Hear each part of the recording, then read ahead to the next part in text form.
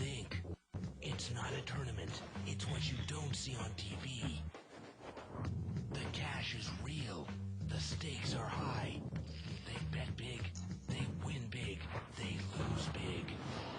High stakes live action poker. Live at the bike.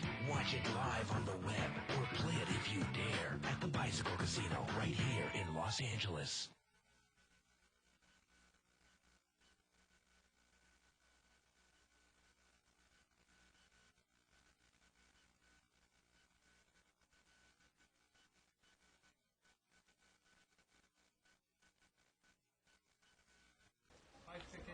Hello everyone, and welcome to Live at the Bike, brought to you by the Bicycle Casino in Los Angeles, California, the first and only webcast of real action cash game poker. My name's Bart Hanson. I'm here with Dave Tuckman.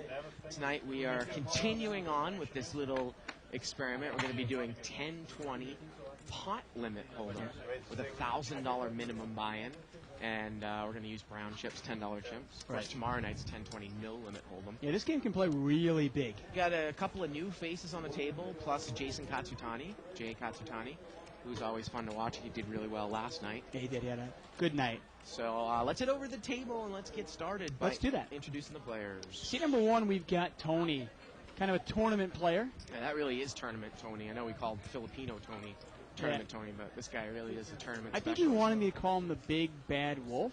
Is that what he said? Oh, I think we'll just call him Tony. Hope he doesn't get upset about that. Seat number two, we got Boston. And not sure how much experience Boston has in pot limit, but he's a pretty good poker player. Yeah. Interesting to see him in this lineup. Seat number three, we've got Orlando, and Orlando's straight out of Texas. Yeah. And he's up here for a couple of weeks. Pretty much of an action player from what we've seen the last couple of days. Now, seat number four, I had an interesting confrontation with him last night in the hand. Now, Cody's a pretty solid player, pretty ABC, pretty tight. Does mix it up once in a while. And from what I found, he's hard to bluff. Seat number five, we've got Alan. Seat number six, we got Jay. Seat number seven, we've got Ollie. Seat number eight, we've got Mo. Yep. And nine is George. I wanted to get you through that, introduction real quick here, because we got quite a hand. We had a raise by Cody with pocket nines in seat four. A re-raise by Jay. Boston called in the blind with queens, and that's actually Allen in seat five. He called with deuces, and look at this. Jay outflops everybody. Yeah. And Jay's probably going to bet and take it down here. What did I have last time, guys? And Boston there, I mean, you face a raise and a re-raise, Dave. And Boston makes a smooth call with queens. I mean, obviously Jay is an aggressive player, but I don't mind the play there at all. No, I don't mind it at all. I mean, it's one of those hands you can trap somebody with, and it's easy to get away from now, especially in pot limit. You see that flop four ways. Okay. I'm going to tell you, much garbage. In that spot, even kings are sometimes difficult to play, but I think a lot of the times it might probably be proper to push back with kings, especially with Boston's stack size against an aggressive player like Jay. Yeah. Like if Jay's got aces, you know what? You got me, buddy. Definitely. I agree with you. Well, I mean, and the whole point of it, obviously, is you don't want some lingering, like, ace-5 suited that, Allen might call with to beat you. Yeah. I mean, hopefully, actually, you've got kings you can push back, and Jay is the only guy who calls you with maybe something like queens. Or ace-king. You don't mind that either. So 10-20 pot limit. Brown chips are $10 chips. White chips are hundreds. Big chips are $1,000 chips. We're playing pot limit, so we're going to keep track of the pot size here. First complete hand of the night here. Looks like seat four's got a jack-9. He's flop top pair. And look at this. Allen's got the same hand. So Cody's going to come out and looks like he's going to bet the pot, which is 60. And after this hand, Dave, let's see, we can go through a little bit of what kind of the differences in pot limit, no limit strategy. Allen makes the... Allen's actually going to min raise here. He's min raised to 60. So he definitely has not come anywhere near raising the pot, but he's min raised. Right, the pot is now about 200. Yeah. I got to tell you, when you get min raised like that with Jack-9, it's tough to continue on. But Cody is... Oh, he's going to come back over the top. Well, he's going to re-raise the pot. And look at that, Allen gets rid of it. Nice play by Cody here. The interesting thing is that Allen limped in, and the turn would have been a jack. Yeah, both players would have had jacks and nines there. Yeah, now, the interesting thing is Allen limped in. I think Cody correctly figured out that Allen's probably not in there with a 3. He might not know Allen, though. Yeah. Right. Allen's There's no chance that Allen could have a 3 there, right, Dave? Right. 6-3. But he probably figured that, though. I mean, he's in the blind, and this guy's trying to represent the 3. Now he probably has a 9. Let me see if I can get him off it. Yeah. So again, you'll see the dealers kind of stack up the chips in the middle. Kind of like a split pot game. Right. Obviously. So a rack of browns, 1,000. 60. And we're going to see an open raise of the pot to 60 over here out of C3. He's got ace 7. And see number 4 here, Cody is going to re-raise. He's got pocket 9s in the small blind. Now, Cody and Orlando are friends, but it's always nice to see the fact that friends can play against each other, kind of like what we do out there, Dave, afterwards. No problem whatsoever. Yeah. There you go. Now, like I said, I actually had a real interesting hand with Cody last night. You were at the table where I tried to bluff him out, and he made a really good call against me. And I'll write about it in my next blog, because it was an interesting hand. Of course, we like to keep the show interactive. You can email us at live@thebike.com. And follow a thread over on 2plus2, 2plus2.com, spelled out. Click on forums, tournament poker, world poker tour, etc. Now look at this. Georgian has linked in an early position with pocket 10s. And it's a $60 raise here by seat 3 with 6-3 offsuit. Is George going to pull the limp re-raise here? Sometimes you do that with a big pocket pair. But George tends to play a little conservative. He's going to smooth call the 10s. 3-way action here, about a $200 pot, and there's middle set here for George. That's a great flop for him, too, because normally you'd think, okay, there's a raiser. Maybe Orlando's got ace-king. How does he know that Orlando's obviously has nothing here? And you know George, he's a really good player. He's going to bet right into this board. I love it. I love the play. And unfortunately for him, Orlando does not have aces. Orlando does not have ace-king or king-queen. Now, we haven't seen, like I said, we haven't seen Orlando and Cody on the show before. I actually played a little bit with Orlando, and, you know, maybe he proves me wrong, but if he has ace-king there, I don't necessarily know if he gets away from it. He might raise it there, and with the stack sizes as deep as they are, when George maybe only has about 1,500 behind, I think all the money goes in on the flop. Yeah. Just unfortunately for George, that Cody really didn't have anything. And Cody's one of those guys, like we talk about, like a Corporation Mike or a Jay. You know Orlando is. Excuse me, Orlando. You might call him with a hand like a pocket pair, but he might not be raising with anything. So Exactly. it's, in that case, he raised with 6-3 offsuit. Right. Yeah, when I was playing with him the other night, actually, with Mike a couple nights ago, he was actually been commenting about how, yeah, that's how we do it in Texas. We raise with our garbage and we limp in with our big hands. And it's kind of Mike's school of thought there as well. Limped around here, 8-9-5 with a couple of spades. That's 50. And Boston is going to bet here with middle pair, 7-8 of diamonds, and Allen calls with the jack-9. And this is probably going to get heads up here. Well, Boston's got a gut shot to the 6. He could pick up 2 pair. He could pick up trip 8s. And there's the turn. The turn's the 6. He makes the straight. This is the 3rd spade here. Let's see how he's going to play it. 170 on the pot. And there's 170 in the pot here, Dave. Now, Allen has a gut shot straight flush draw. Now, Boston checked. Dangerous check there. Really is real dangerous check there with 2 diamonds. And Allen bets 120. You know, is this part of a strategy for actually keeping the pot a little small in a pot limit game like this? You know, is Boston going to check call here? And then maybe check call Allen on the river? And if a spade comes off, just check and fold? Yeah, I mean, it is kind of a dangerous way, obviously, to play it, but... I mean, unless you were looking for Allen to build the pot up, and now you can check raise him off the hand. And he actually, I think he's going to check raise the pot here, Dave. There you go. I mean, sometimes if you only bet 120 there, which is the pot, you can't get a spade off. Well, you know, but now maybe you can. Look at Allen's stack size. I think this is the proper play. You know, if Allen's got a flush, he's got a flush. He might be stubborn enough to stick around with 1 high spade, but obviously the 9 spades he gets rid of Nice it. play there, and that's a play that you wouldn't necessarily see in no limit as well. But in pot limit, and look at that, the spade on the river. King of spades on the river. You know, Yep. Allen would have gotten there. Yep. With a garbage 9 of spades. Boston was trying to figure out a way where he could actually bet enough to get out of the pot. Now, once Allen puts 120 in the pot, Boston can call that 120 and raise an additional 360. Now, we always talk about no limit, say, when you flop something up front, like maybe 2 vulnerable pair, you know, possibly check raising to get money and drive people out. I think it's definitely a technique you can use in this game, Definitely. too, right? The Well, you pot's think- $30. You know? When you think about it, the flop comes out like king 5-4, and you have 5-4, right? Now, Jay here is raised with king 3 of diamonds. Actually, excuse me, it was Orlando that raised with king 9. And Mo is flop trip 8s here. And he checked it from up front. Mo loves to slow play. Turns a 6. Well, there are two aggressive players in Mo's defense in this case. You've got Orlando in seat 3 and Jason Katsutani on the button. And he's going to bet 190 here, and he's going to take it down. Now I'll give you an example. Now let's say the flop comes out King 5-4 with a couple of hearts, and you have 5-4.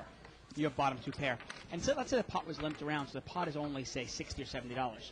Now if you bet $70 into that pot, there's really no way you're going to get any draw out, and you're not going to get a king out, and that bet really doesn't serve much value. Now what Bart is advocating, and I have to agree with him, is if you check that, and somebody else bets it and gets a call there, well, now suddenly you can call the 70 and raise it up, say, 300 more, and really put some heat on those draws. Now, obviously, you are risking giving a free card off, but sometimes in pot limit, you've got to do that. Jay Katsutani's going to raise up the pot here to 60. He's got deuce 4 clubs in the cutoff, and he's attacking George Georgian's blind, and he's going to take it down there. And you might see Jay do that a lot in that spot. He's got a pretty tight player to his left in Ali. He probably can be raising a lot on George Georgian's blind when he's in the cutoff by himself the button. And he might raise Mo a lot, but obviously Mo is going to be more apt probably to play back at him than George Georgian is. Well, Jay has got to look at this and go, man, I'm almost every single orbit, I'm going to have the button 2 times. Yeah. The way he's playing here. Again, Ali's pretty tight over there to his left. Exactly. Yeah. Jason also knows that even if he limps in, there's a good chance Ali will not call. Right. And he'll have the button almost every single hand. And Ali isn't necessarily the type of player that always uses the button to his best advantage either, so. He's really playing his cards. Yeah. And it gets folded around here to, I think that Orlando either straddled or he straddled. And Boston raised the pot here with ace-3, and Orlando called with 7-3. And this pot's about $200 here. King, 6 has missed both players. Wasn't that, is that the exact hands, the final hand of the World Series main event? Ace-3, 3-7? It was ace-4, wasn't it? I think it was ace-4, 3-7. Ace-7, sorry, ace-7. Because the flop was 4-5-6. 4-5-6, yeah, and Dannenbaum had the top end of the flush draw. And then he caught top end of the straight. Now look at this. Boston has bet here, and Orlando has raised him with absolutely nothing here. He raises the pot 500.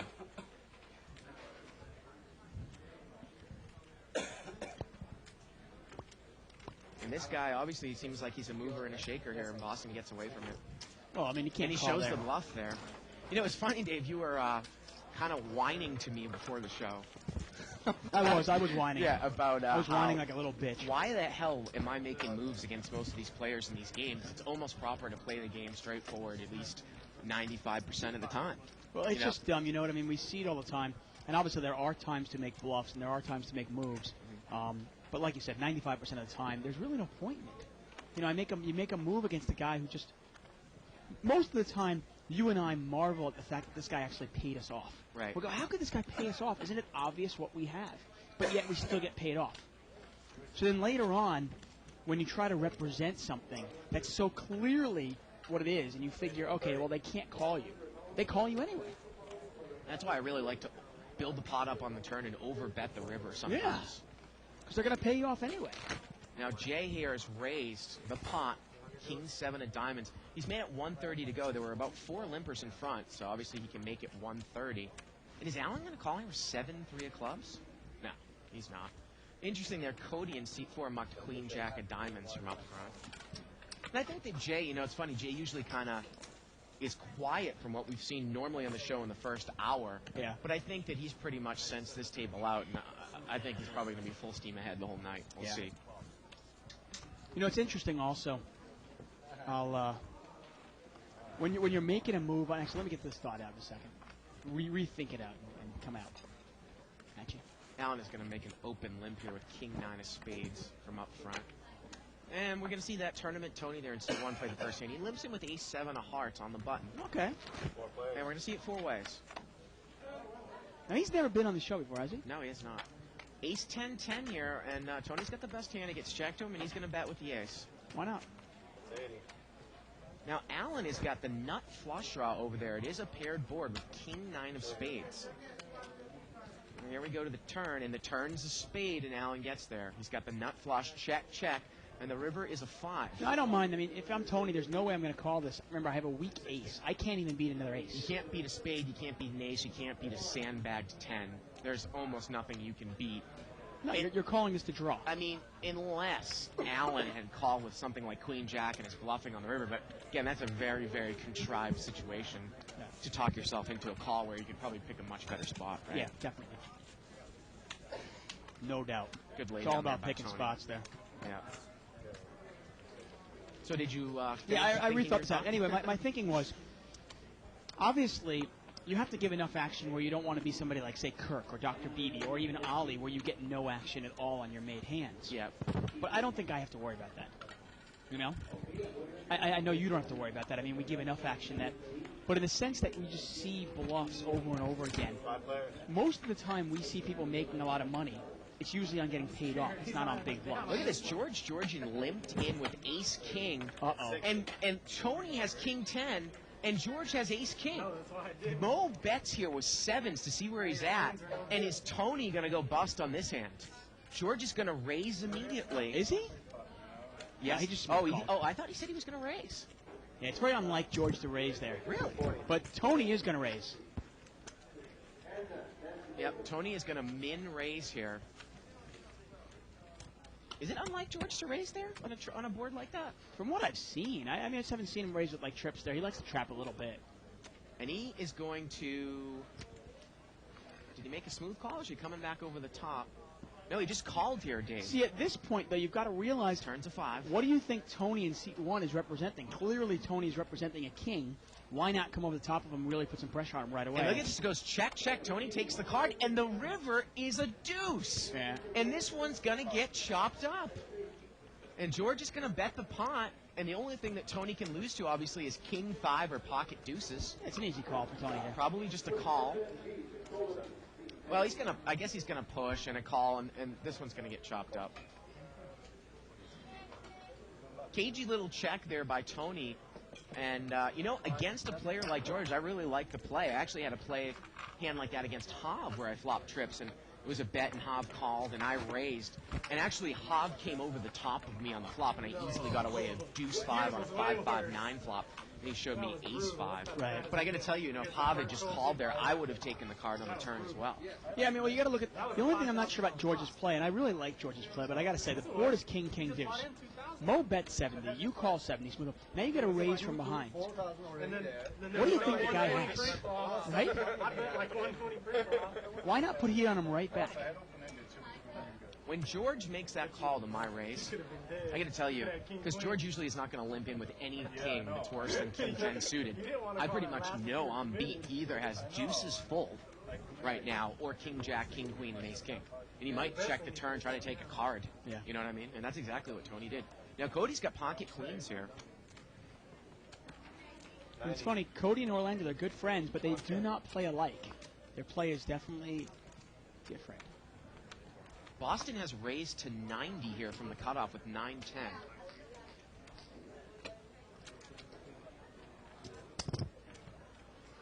A call here on the button by seat number 3, and Cody is going to come over the top for the pot here with pocket queens out of the small blind. Pretty straightforward. He's going to make it 300.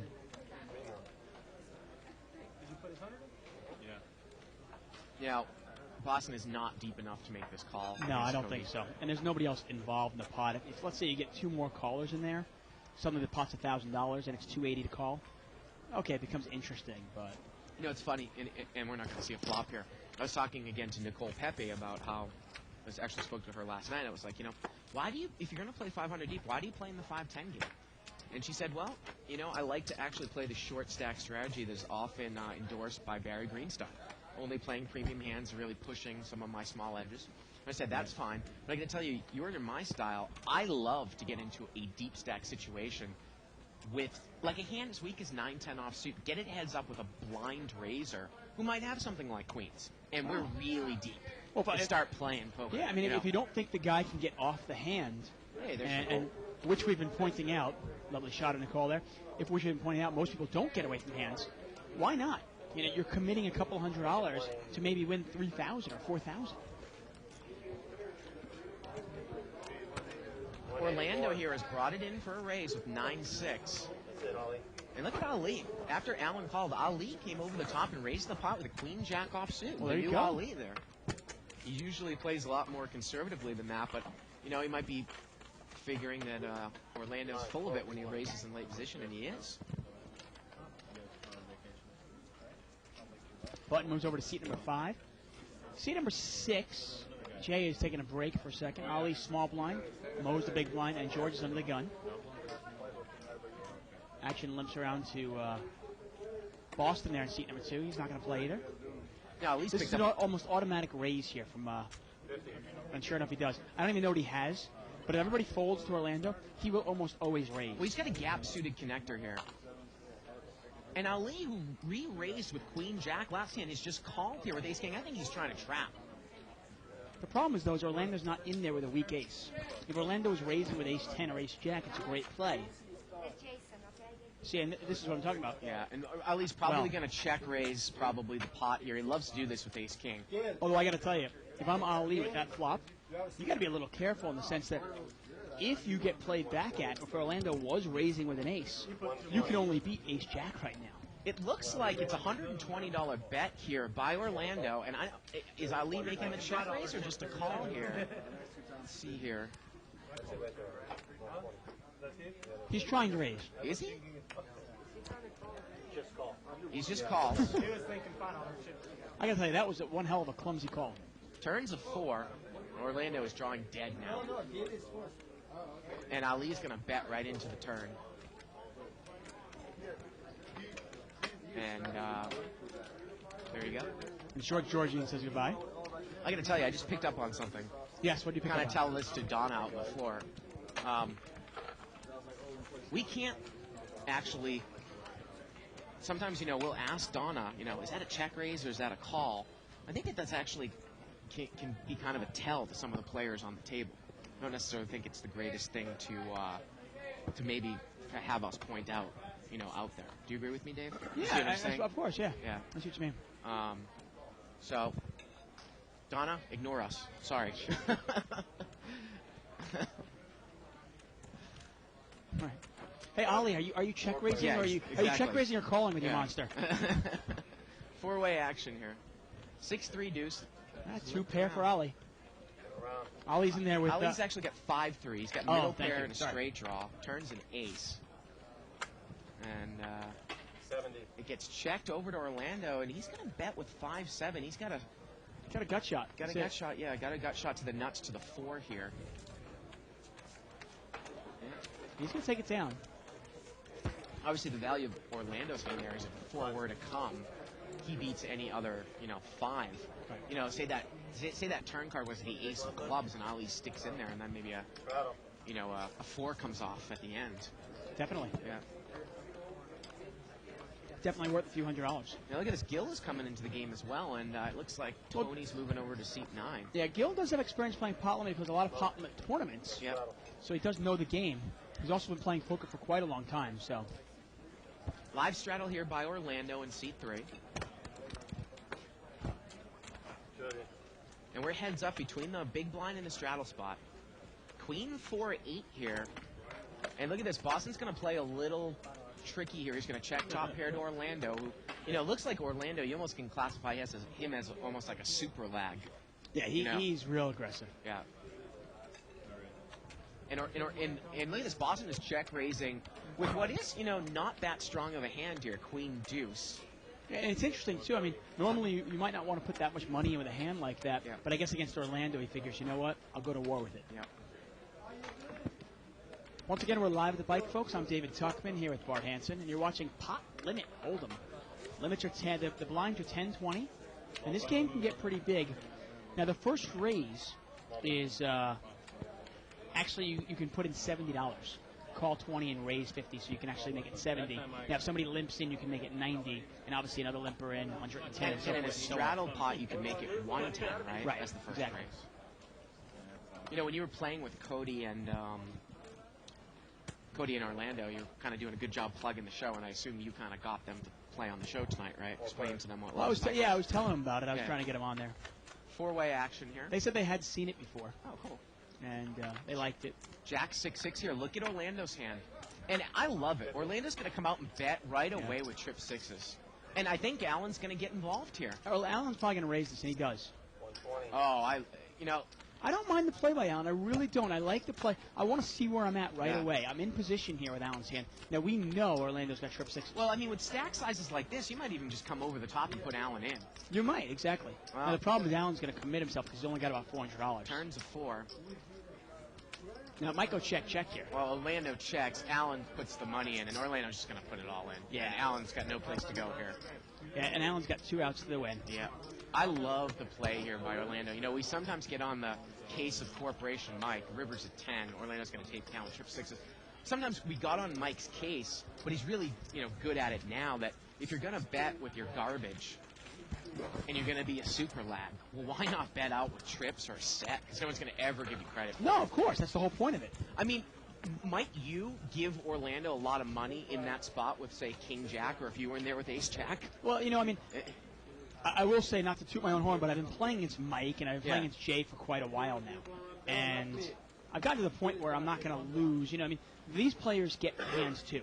Yeah. And it's a trap to kind of assume. We saw David Kelsey lose a big pot to Frank Mariani like that because you assume that the lag player never has a hand. He's always bluffing. He can't have a hand now. Well, lag players get aces just as much as we get aces. And they get trips just as much as you get trips. Actually, they probably get trips more because they're in more hands. Gill is going to raise it up here with ace-8 of diamonds. Orlando calls with ace-jack.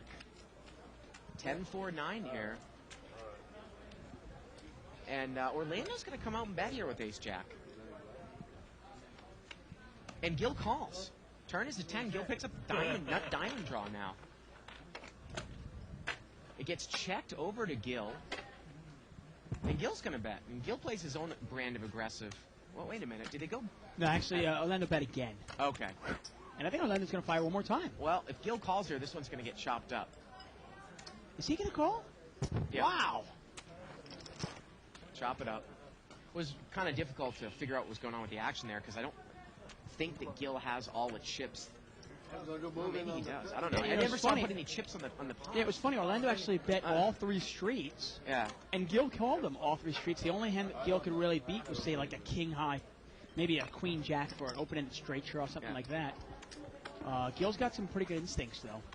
Picked up on the fact that he was probably good for a chop, I guess. Well, it's funny you say that, even, real aggressive players pick up big hands. I mean, look how, Paul yesterday got mixed up with Jay Katsutani, and Paul didn't even have top pair, and he basically lost all his chips to Jay, who had actually filled up on the turn, and Jay kept firing at him. Well, that's the trap. I mean, that's the reason. That's the reason why we all once in a while we give action and we bluff and we show that we can bluff. So we do get action on our hands. Right. If you're a player like, say, Ali or Dr. Beebe, if anybody's paying attention, you really should never pay off a guy like that. Raise it 60.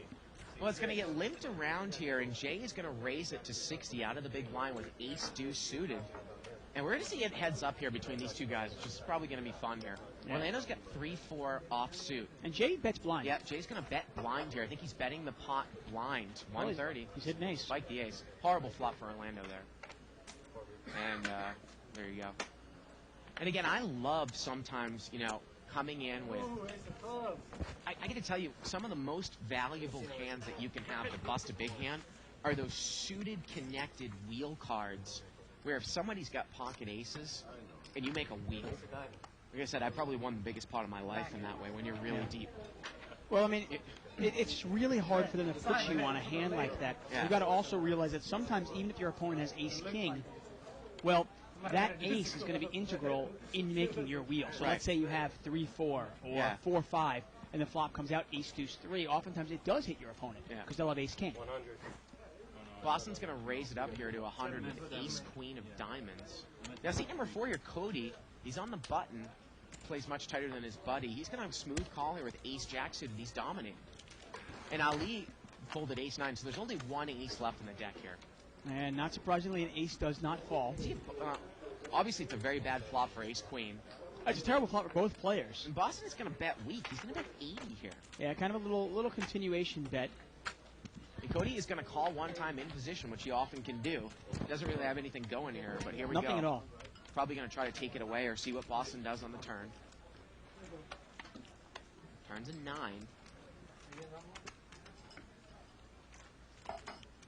Now, this is one of those times, obviously, that players don't know what they have. Each other have, obviously. But Cody's in terrible shape. I mean, he needs a jack and only a jack to win this hand. And if Boston bets here, he can probably take it down. Just takes a lot of courage to bet into that flop one more time. He's going to bet 200 here. Well, the one thing about betting into a flop with 2 clubs there, you're not sure if your opponent called you with a king, your opponent called you with a pocket pair, or maybe your opponent's called you with clubs, and you can get him off it. Now, is Cody going to make a move? Does he believe him? I don't necessarily know what that 9 changed if it was on some sort of draw. Well, I mean, some players will play a flop set in this manner as well. Well, Cody's representing here. He thinks that Boston is weak, and he's representing. The question here now is, what is he representing? Yep. Is he representing something that he had on the flop? Is he saying that maybe he had a set? Is he thinking that maybe he just had a king? Could he have king, queen, or king, jack here even? Either again, way, it's going to work. Talk about calling one time there with kind of a weak draw. Now, Cody didn't really have anything, but I think a great time to maybe call that flop also would be, with a hand as weak as Jack 10 of spades. Kind of a gut shot. Well, actually, I guess that wouldn't be a gut shot, would it? No, it wouldn't be a gut shot. It's like a draw to a draw, pretty much. Yeah. Say the flop was king 9-4 with right. spade. You had Jack 10 of spades. You got an escape hatch. Yeah. You got some sort of out at Right. least, even if it's just 4 outs. You've got an out. Either way, obviously, it was a good read by Cody. He thought Boston was weak. He was right, and he takes it down. And, it's funny when I say that I might take a little bit of the bluffing out of my game. There's still obviously opportunities that arise. I mean, obviously that was a great opportunity. Cody took advantage of it. Yep. You just got to be smart about who you're bluffing. 3-way action here. It looks limped around. Ace 10 ace here on the flop. And Boston's going to come out and bet 30 here with a 10. And that's probably going to do it. He's going to take it down. I guess Allen got up, Dave. Well, he went broke. He lost it. He said, forget it. I think he's going to go play no limit instead. He had a bad go of it last night. He was playing in the game with me. Really misplayed a hand. I think it was right after you left, actually. And we were all kind of sticking around. We love Allen, and we love his action, obviously. Flop came out. I had actually raised. I actually had pocket jacks. Okay? And the flop came out ace, 9, 8. 5 people had called me. Okay? Allen had ace 8, he had top and bottom pair. He checked me, and the entire table checked me. And I was like, there's no way I'm betting this. Somebody's got to have an ace. Somebody's sandbagging. So I just checked behind. Sure enough, a 3 fall on the turn, and some guy who had pocket 3s ended up breaking Allen, because Allen kind of slow played his hand a little bit. Got a raise here by Orlando. Pocket 10s. Gill is smooth call with ace king, and 8-5 of diamonds is in the hand. Mo is not in there. Wow, nice flop for Tony here. Gut shot, straight draw, and diamonds, and Gill's got top pair. Gill is going to lead right into the raise. Orlando quickly folds. It's an easy flop for Orlando to get away from, but this is one of those flops where you can really put some heat on. You can take some heat if you're Tony. He's got 12 outs to the winner. He's going to check call, and this pot is quickly about $600. Turn is a 4. Still has that gut shot to the 6 plus diamonds. Yep. And he checks it again here.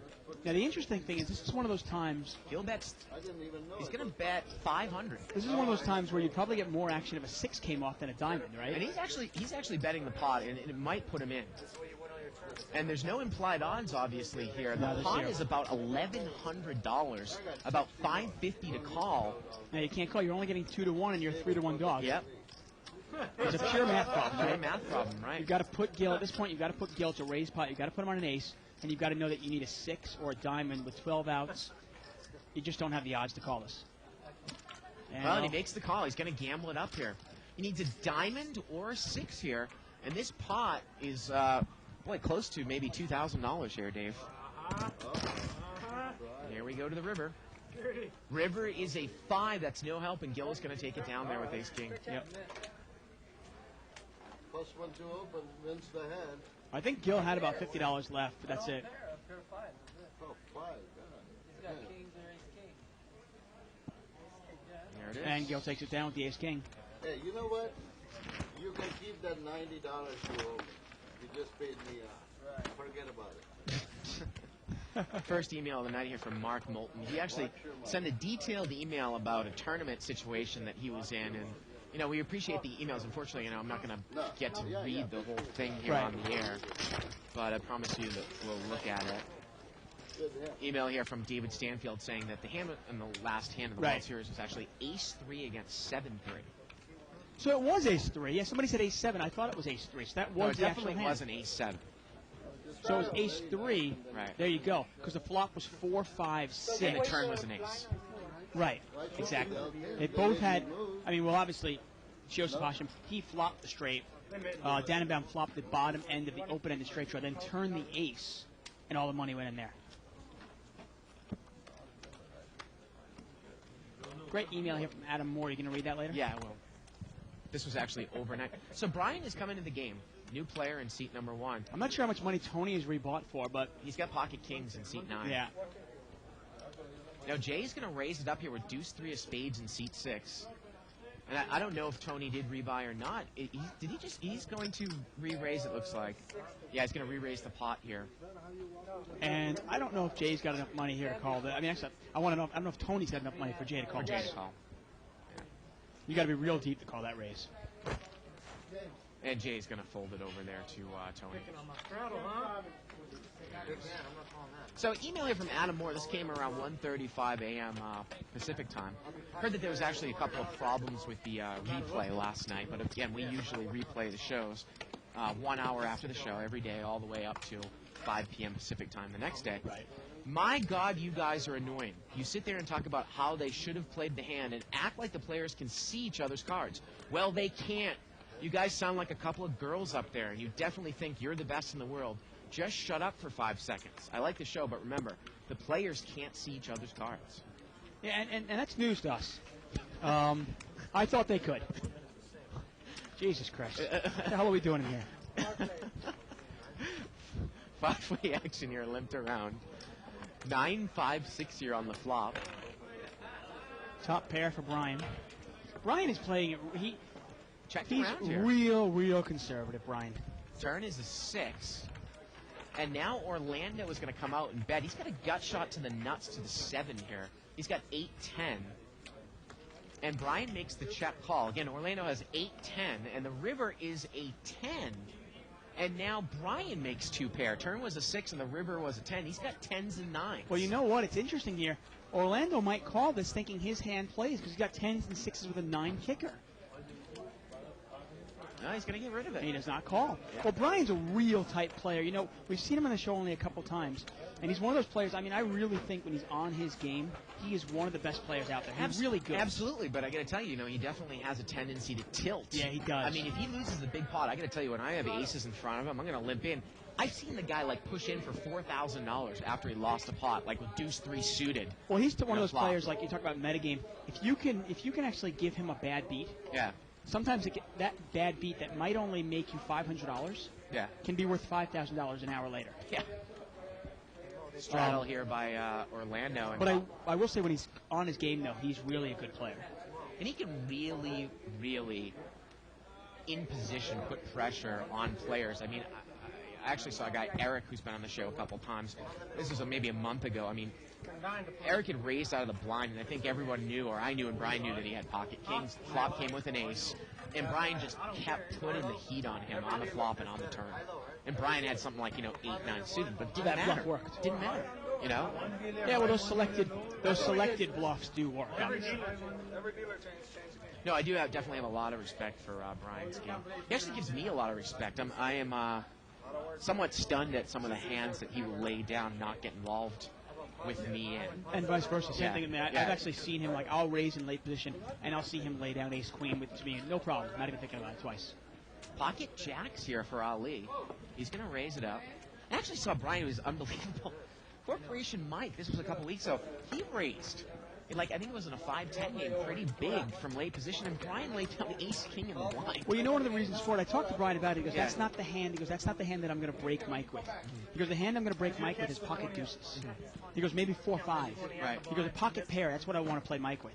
He goes ace king. If an ace comes out, what the heck am I? I'm not going to make any money off Mike. 20 plus your 20 plus the 10. Hey, again, word that Dimitri is here, David. He Yeah, should well- add some access to a lot of action to the game if we can get him in the game. This is his game, pot limit. Yeah, he loves pot limit holding. Yeah. And Mo's got ace queen here, and I think he just limped in early position. Yeah. And Orlando's probably going to raise on the button, of Now, course. is Mo going to pull the limp re-raise here? Now, I ace gotta- queen is much I gotta harder to tell play you, out of position. Against Orlando, I probably do Orlando raising on the button. Don't do it, Mo. Well, no, gonna he's just call. going to call. I don't have a hand. I need a small card. Now, Boston's got pocket threes. He's probably going to call as well. Yeah, Yes. and Mo's in pretty good shape here in the sense that if he hits his ace queen, the odds of a 3 coming out are pretty slim. Well, Jack 9-7 here. Let's see if Orlando can drive forward with the hand and take it down. And he's going to bet. He's going to bet 140, and I think that's going to do it here. Yeah, you'd imagine so. Yeah. Would you ever take a shot and bet in there to, would you ever take a shot and bet right into Orlando with pocket threes? Take a stab at it, and then if you Definitely. get called, you're Of out. course. 5 8 of spades. You know, obviously, if you checked him, he's going to bet, so it's kind of the same thing, you know. Of course you would. I mean, you're setting up a play for later. What you don't even mind is you don't mind betting into him with a hand as weak as pocket threes there. If he raises you off the hand, well, then you're kind of setting up a play and seeing how he'll react to it. Right. Is he just going to smooth call you? Is he going to raise you? Or is he going to fold? Because later on, when you pick up a big hand, you want to know how to play it against him. Do you want to bet into him right away, or do you want to go for that check raise Oh, against him? this will worse than that. 8-7 off suit for Orlando. He's going to raise it up, and Jason's going to call this heads up. Jason's got queen 7. Jason's got him dominated. Flop comes out 10-6-5. Both players miss, but Orlando's open-ended.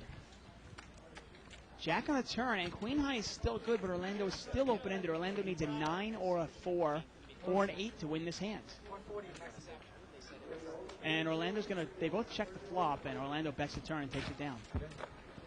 Had a question here by Lefty 123 on 2+2. Again, I guess some people had problems with the replay. This show does, that Wednesday show will replay on Sunday. Again, we replay all the shows on Sunday starting at noon. So, you know, right around 9 o'clock Pacific time Sunday night, that show will be on. Right. There you go. That's funny. Poor J-Toe, who normally plays on Thursday night, is obviously home. And we miss you, Jay. But he says here, he goes, I think he's quoting me. He's saying that laggy players get aces more because they earn more hands. And actually, I think I was misquoted. It was actually laggy players get trips more because they're in more hands. Oh, okay. Because they're in with king 4, and they might Yeah. flop trip 4s, while most players aren't in there with king 4. What's limped around here? Now, Mo, he checks ace-king out of the blind game. Six-way action, limped around. And there's the king, king 6-8 with a couple of diamonds. Tony going to get in trouble. Tony's got king 10 again against an ace-king. Well, it looks like Jay Katsutani's got an open-ended straight draw. Now, there is a couple diamonds out there. So Mo bets 120, Tony calls. And now Katsutani can really put some heat on these guys if he wants to. He can now call the 120 and raise it up about 400 more. As a semi-bluff? He could. I don't know if he's going to. I wouldn't think he is, but He's gonna He can. He's gonna just call. And we're gonna have almost a $450 pot here to the turn. Turn is a queen. doesn't really change much. And Mo's gonna come out and he's gonna bet And that's the pot, $500. 500. It was 140, 140, 140, and there was 140 that was originally in there. So we're looking at a $560 pot. Now the pot is about $1,060. Tony folds. And again, you wonder, you know, if your head's up against Mo, who's been firing now, you're just trying to get a look as to how deep Mo is. You just have an open-ended straight draw, but can you really represent 15 outs here on the river? You might be able to against Mo. Yeah, you might be able to. Exactly. Can you represent a diamond with your open-ended Well, the straight funny draw? thing is, if a diamond comes off, you could probably bluff Mo off the hand. If a 10 or a 5 come off, you'd probably get paid off. Right. In that case, you can start thinking, can I call this? Pot is about 1,500 to call. And Mo is a player that obviously would be paying attention to those diamonds. And I think this is what's going through Jay's head. You know, can I get Mo off of a diamond that comes on the river? Because I'm going to need to use that if I'm going to call here. And he calls, and I got to say, if a diamond comes, I think that Jay's going to bet big. And the pot's 15-16. Here we go to the river. Oh, there's the the five. river's a 5. What a great card by Jay. Yeah, it really is. This is the type of thing where if the other guy thinks you have a diamond draw, and they might check it to you to try to induce a bluff, you should really bet the pot or over bet the river here. And look at this. He checks to him. Yeah. And I think Jay is bet $1,500. He's bet the pot. Yep. Pot is now $3,060, $1,500 to call. Yeah. The one thing about pot limit hold'em is you're always going to be getting 2-1 on the river, pretty much. And I think what might be going through Mo's head, what might be go through your head was, would Jay bet a hand like King Jack or King 10 here on the river? Well, what hand would he call, and now bet? And you got to start thinking, would he do that with an ace high flush draw? Would he do it with a queen high flush I mean, draw? it's always the most difficult thing if you think a guy is on a diamond draw. If he's going to bluff when he misses when he checks to you, but he also had a straight draw, and he's going to bet if he makes a straight, it's really tough. And I love straights. I mean, straights are where you get paid. And Mo makes the call, and there you go. Jay got paid off big with 7-9 last night. He gets paid big here again with 7-9 again tonight. Now, this is one of those things. I'm going to say this out. So I think this is the mistake I made last night. The diamonds, the flush is always obvious. Right. And if you want to bluff somebody in a case like this, I think if a diamond comes and you bet 1,500, Mo probably does not call. Maybe I'm wrong. I don't know. I'd have to ask Mo, but I'm going to take a hunch that Mo does not call and puts Jason on diamonds. The straight is always the hand that you get paid off on, though, because people don't see it. It's just not as obvious. We're not all as good as you, man.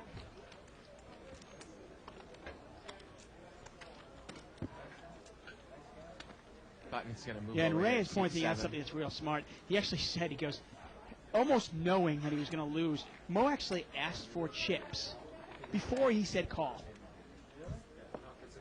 Never a real confident sign there, huh? Pocket aces here for Ali. Queen or diamond, I'm on. And that's what Jay said, queen.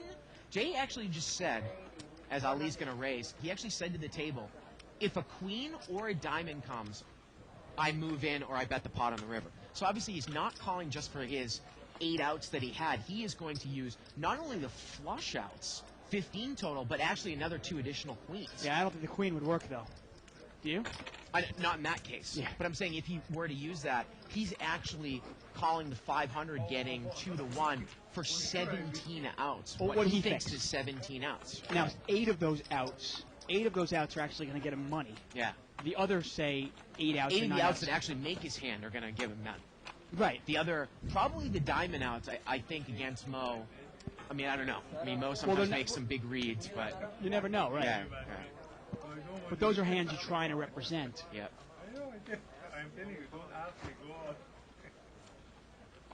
I got to tell you, that's why sometimes I always love, too, you might call with a flush draw, Dave, on the flop, get heads up in position with the guy, have a flush draw and a gut shot, and then pick up like something like a double gut. Yeah. And if the guy has like something like top set and the river comes, completes the high end of the double gut, and they check it to you trying to induce a bluff, and you bet in like a no-limit game, say $3,000 into a $2,000 pot, how do they lay the hand down? It's really tough because they usually think that you're bluffing on your missed flush draw. Right. Get a chip count here as they do a setup. Well, now, we're going to wait a second, actually. I think we got him a little messed up here. Okay. It's interesting. Oftentimes when you're playing, when you have a draw, you can start thinking, if you can put your opponent on a hand, and then you can start thinking of other hands to represent and maybe win the hand as well. We saw Kathy Liebert do that, 6-7 months ago. You can see her on our show. She's on the archives, where she figured, okay, I can hit my trips, I can hit my 2 pair, and if a flush card comes up, I can probably represent that and win the pot that way. Got a great email here from Mark Stalcup. Yeah, it says, Barton Tuck, great job on the show, guys. Really, I took about a month and a half off of poker after a bit of a downswing. I started watching your show around that time and found your analysis to be absolutely priceless. Thanks a lot. Last night I decided it was time to get back in the ring. I found myself in numerous situations similar to ones I had seen on your show. I applied your analysis and suggestions to these hands, and within 3 hours I had quadrupled my buy-in. I am convinced I could not have done this without watching live the bike. Thanks, guys. You have a viewer for life. Well, thanks a lot, Mark. We really do appreciate the email. Glad you're winning. And don't worry about the downswings. It's all part of poker. It's going to happen. Yeah, thanks for the email there, buddy. We really appreciate it. Straddled pot here by Orlando. Yeah, we're going to see this 3-raise pot's $120. Yep. Queen 9-5. Well, no one's really hit anything here. No, ace high is still the best hand. But yep. Orlando will probably bet this and probably take it down. I would assume. If Orlando. there was ever a player to check raise, it would be a player like Orlando, just because you pretty much know he's an automatic bet. Well, I think that we got that chip count ready here, D. Do we? I'm super. Yep, so let's do it here. This is the first one of the night, right? Yeah, we got $25,000 on the table. Jay's got the most money on the table. Mo's got the least now. Mo's rebuying now. Yeah, Mo's going to rebuy here. Let's take a look at the differences here for the night. Jay's already up $3,000. Gil's up $1,200. Tournament Tony down $1,000, and Mo is down about $1,800. It's just funny how Mo, you know, if you actually looked at, say, maybe the last 5 or 10 appearances that Mo's had on the show, he's really, I think, lost a lot of money, but he somehow scratches his way back after the show on the side and ends up, like, even her up for the night, you know? Yeah, you know what? I think Mo's just a fish. Yeah. Just a big old donk. Button moves over here to Brian in seat 1. They would rather have the hand I had 7-9 so bad. Suited black. Button moves over there, we said, Brian. So Cody's under the gun. Obviously, Cody plays much tighter than his buddy there. Yeah. Both from Texas, both buddies, but do not have the same style at all. Ali's going to open limp here with ace-10 offsuit from up front. Brian's going to call. And you can see the way Cody's playing. You see the way he's playing tonight? This is why I thought I could get him off a hand. 4-way action here. King, Jack, 8 with a couple of diamonds. Looks like it's missed everybody. Turn is a 3. It's a 3rd diamond.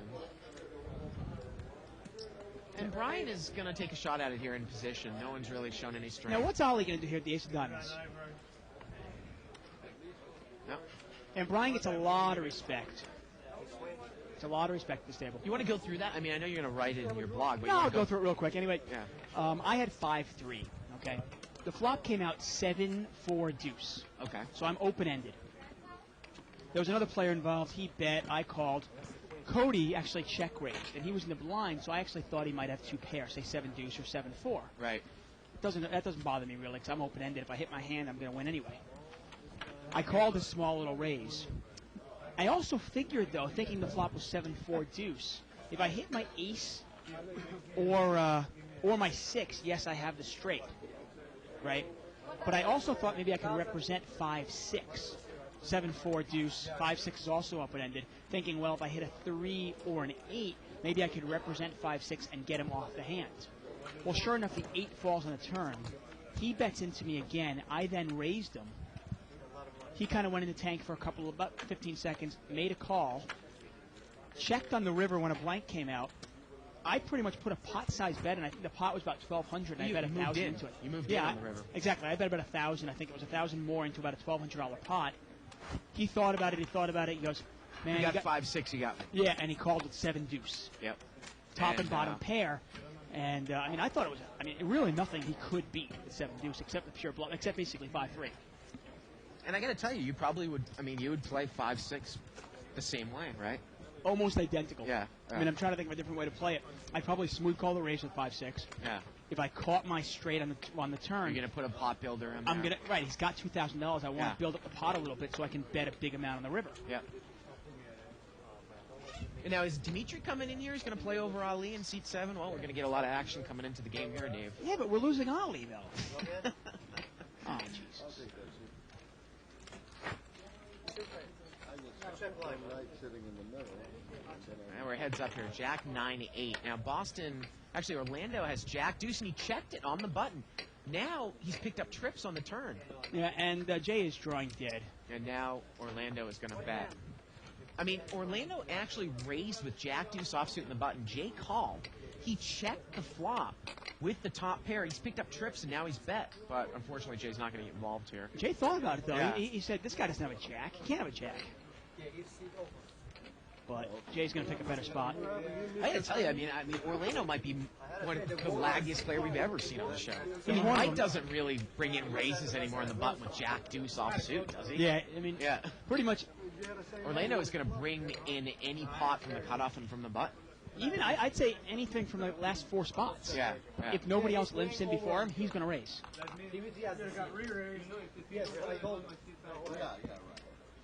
So it was an interesting hand. The 7-4 deuce hand where I really thought, I have 8 outs to the winner, and I have 8 additional outs where I figured I could represent and probably get him off the hand. but I just read it wrong in the sense that I thought I could get him off the hand. I thought he was a pretty solid player that would kind of read that, but... And there he is, man, the myth, the legend there, Dimitri in seat 5. Gotta Very love that. nice guy. Comes here for the action, obviously. Likes to get involved with a lot of pots. We're playing his favorite game. I gotta tell you, I love him. You're the only one I'm scared to No, I'm being serious. I love the guy. Never will you see a guy lose $20,000, $30,000 and shake your hand and smile. I mean, he really is 100% class. Well, Orlando has brought this one in again. 8-9 offsuit. The flop comes out ace, ace, 6, and he's going to put a $20 bet into a pot that's about $170. $20, and I think that might get it done. Oh, Boston is going to call. I mean, turns a queen. I'm not sure why Boston's calling though. I don't know. I mean, $20 should get it done, shouldn't it? I mean, unless Boston's going to make a play, but he's out of position. Boston checks, and now Orlando's going to bet some more here. And this is going to be really fun to see when Orlando obviously continues to raise in late position, and now Dimitri is going to be in the blind there, and I'm sure he'll take Well, a look at stand. this table now. I mean, you look at the makeup of this table. You got Yeah. tight players like Brian Lee in the game. You got Cody, who's pretty tight. And Orlando shows it. He shows the 8-9 there. Well, 9 high was good. You're too good. You'll call my ass. 10 high is good. You know, then we got Dimitri in the game with Mo. I mean, 5,000? really nice makeup. Email here from Dennis. We're getting word that Dimitri's playing 5,000 behind here. I've been playing poker for 30 years. You guys are doing a fine job. Don't worry about the detractors. Well, thank you, Dennis. Yeah, And we don't worry about it. You can email us at live@thebike.com. Questions, comments, suggestions, always appreciated. Yeah, we appreciate all emails. We like them all, whether they're negative, positive. Yeah. We might not ever be able to come back. The wives are pissed. As far as I'm concerned, if people are watching, Yeah, that's what she said. I don't really You might as well care. just stay. as long as they're watching and responding, hey, all the power to it. A lot of queens out there. Orlando raises it up, queen 3. Four-way action here, $240 pot. Well, heart draw here for Orlando with an overcard. Now, seat number 7, that's Gil. He's got top pair. And Orlando took the card, and his buddy checked right behind him, and the turn is an ace. And now Mo has picked up a gut shot. Royal flush draw. Actually, I'm sorry. Mo has a double gutter With with the- the flush draw. He's got a lot of outs, and you can see that he's actually... And Cody is the one that's going to bet here with 6-7. He's going to bet 150, and Mo check calls. Well, Cody is also double gutter. Cody needs a 9 or 5, but if a 9 comes off, Mo's got the he's higher strength. He's got the ignorant end of it. Here we go to the river, and the river's a king, and Mo gets there. Yeah. He's got the nuts. Mo had a lot of outs on that turn, I tell you. Pot is about $500 here, Dave. Bet real big. And look at this. They're all... You know what Cody's saying to him? You missed your flush. You got to bet, Mo. Yeah. And it kind of stopped Mo for a second. And he goes, okay, I bet anyway. He's going to bet 500. And Cody obviously cannot make a play. Interesting that Orlando did not bet that flop. You know, he's been betting a lot, but chose not to semi-bluff there. I think I think he might get Mo out of the hand. I mean, Mo only at that point had a gut shot to the 9 with backdoor spades. Yeah, but does he get Gil out of the hand? Gil had queen 10. I don't think he wins the hand anyway, because I think Gil calls, and then Gil stays into the river. Button is going to move over here to Gil in seat number 7. And Dimitri is waiting here, Dave. Hasn't played a hand yet. I guess he's waiting for his chips. He's biding his time. Yeah, a lot of players, I mean, me included, I like to have my chips in front of me before I start. You know, I start going, okay, I owe you 120, and what do I owe him? And Yeah. It's amazing how long sometimes it takes to get chipped Yeah, you on never this know. table. Jay is raised here. Well, we make them out back, you know. Yeah. Jay raises with Queen Jack, and Orlando limp calls here with 7-9. We're heads up. Oh, Jay's Top got- 2 here for Jay. And Jay's Jay's not going to slow play. He's going to bet. No, Jay doesn't really ever slow play, does he? I mean, I think he really, uses his style, to the optimum level where he'll bet his good hands, bet his bluffs. Well, he knows what his image is, and he figures, you know what? A lot of these guys are expecting me to bet so they can check raise. Well, I'm going to give them the opportunity to check raise. And he also has like the sixth sense to check when he's missed, and like maybe when some other guy check top pair to him and he takes a card. It's amazing how often he does that. He doesn't really check as much. I mean, we used to see him, and I think he used to got a bad rap 6 months ago, a year ago, where sometimes he would check a big hand. Now, he almost really senses it out and checks when he needs to take a card. Right. Bets when he's bluffing and bets with a good hand. Yeah, he doesn't try to win every single pot there. Sometimes he'll raise, get called in 4 spots, completely miss, and just give up on it. Wow, look at this now. Dimitri has entered the first pot, Jack 4 of hearts. He posted from the middle, and Jay's raised here with Ace Queen of hearts. Mo is going to call in position with King Jack of clubs, and Dimitri's going to call with Jack 4. Here we go, $200 pot. Oh, well, nice flop for Dimitri. He's open-ended. And Dimitri's going to come out and bet here.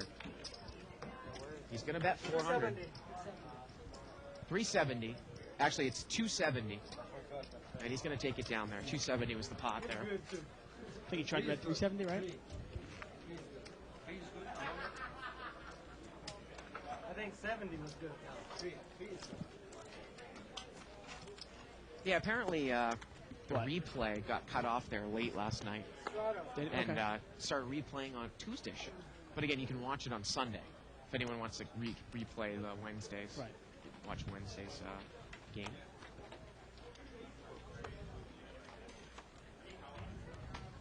Kev Finerty says, hey Bart, I know you look around at the forums. I'm curious, what do you think about the Vanessa Russo hot or not thread? And don't be biased because of your obsession with Asian chicks. I'll get to that in a second. I gotta tell you. Jay is raised here to 80. Orlando is straddled. And Jay and Orlando both have the same hand here. Jack 8 offsuit. And the flop comes out Ace 10 Queen. And Orlando has the Jack of clubs here. Jay is going to make the continuation bet. 110. Orlando has the second nut flush draw. He's going to check call with the straight draw. Turn is a 9. Both players have straight, and Orlando is free rolling now. You know, you got to be a little cautious to straight, though. He checks. When there's 3 clubs out there. $340 bet here by Jay. Let's see if Orlando throws a check raise. No, he just check calls. Wow. And if a club comes off, Jay might get away from it. River's a 5. Yeah, they're going to chop this up. The pot is about 1,200. It gets checked to Jay, and he's going to bet again. He bets 600. And I got to tell you, Orlando played that pretty conservatively. He really did. Yeah. I mean, I got to tell you, if I had the Jack with the Jack of clubs there, I might build myself a pot there by betting the turn or check raising the turn. Right, let me ask you this, though. You have Jack 8 there. If he check raises there, and he makes the pot real big, can he get called? I mean, obviously, we know that he could get called by exactly that hand. Can you get called really by a worse hand? I mean, you got to start thinking, what would he call me with? So do you think just checking, letting Jay bet at it, bluff at it the whole time? Well, the problem is, I mean, there's a good chance Jay's got nothing. And if Jay's got 2 pair or just an ace, Jay's going to get away from it anyway. I mean, I'm just kind of playing devil's advocate there. I don't know if Orlando's hand, I don't know if he felt like it was strong enough to really push and put a lot of chips in there. Well, anyways, Vanessa Russo, I mean, I think she's like a Midwest 7, LA 5 or 6. Midwest 7, 5, Midwest 8, LA like 6 to 6.5. Sure, I mean, honestly, okay, in a poker hall, if you walk by, you'd look twice because she's a girl. Yeah. If you were walking down the street. No, I give her more credit than you do, Tuckman.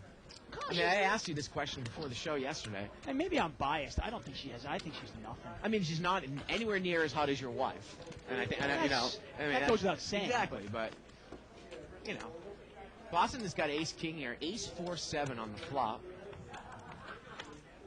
It just always amazes me that poker players, if a girl plays poker, suddenly she becomes like 30% hotter than she would be if she was anything else. Who was the raiser here, Donna? The raiser was actually Jay. Right. Now, Dimitri is bet here with a 4. Boston smooth called Jay's raise with Ace King. And it looks like Boston is going to check raise with Ace King. Yeah. He's going to make it 500 more. And Dimitri's a gambler. He might call here with 3-4. He might. He might call in position and see what Boston does. Sometimes in position, I mean, obviously, with a hand as weak as 3-4, I mean, you don't really have another draw. You only have a pair. Yeah. It's probably an easy laydown. But oftentimes, if you have another draw, you can call that and see what your opponent does. Mm-hmm. Boston takes it down. Again, we sometimes talk about Ace King as one of the kind of few hands that it's almost proper if you smooth call from up front Cody asked me, he said, to play that hand a little bit backwards. Yeah. You know what I mean with ace I've king. never seen you lose. Because obviously it's a premier scare card. Pre-flop raiser is going to most likely continuation bet with an ace out there. And if you just bet into him, you might just fold. So why not just get some money in there? You're not really scared of a whole lot out there. Right. with ace I mean, I'll tell you, at a game like this, with the players like Orlando and Jason, you'll see a lot more check raising and a lot more proper check raising. Because oftentimes if you bet into a player like Orlando, they don't have the aces you hope they have. Jay's going to bring this one in. He's got pocket eights.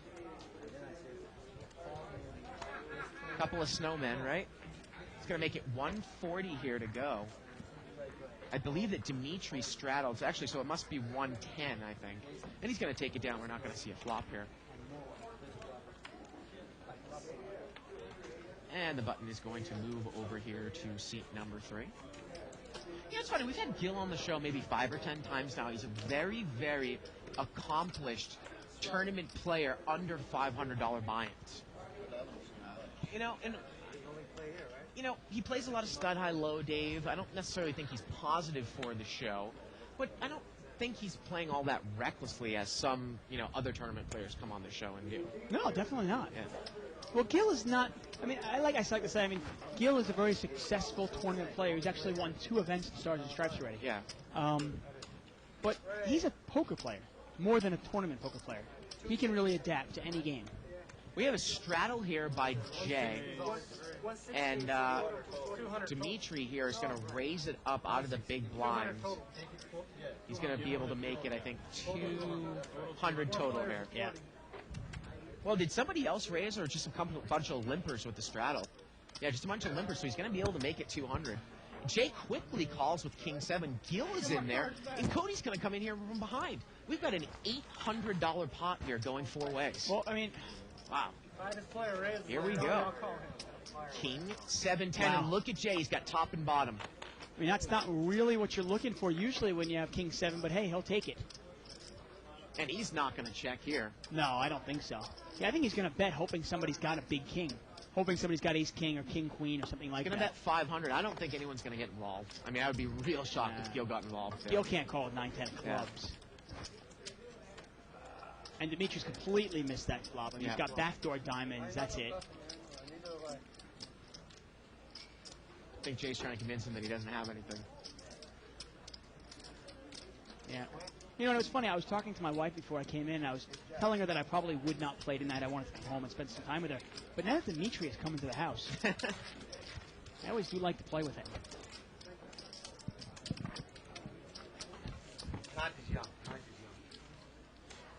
And I'm reading this post on 2+2 by Baron Wenger too. He's talking about Mother's Day, and I guess he's saying that he's supposed to give. No, he's asking, is he supposed to give his girlfriend a present for Mother's Day? But she's not a mother. Right, if she's not a mother, is it proper to say give?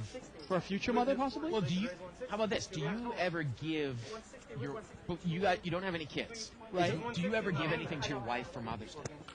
Right now, have you? Is it any type of day that you might? The only might you go out to dinner with her?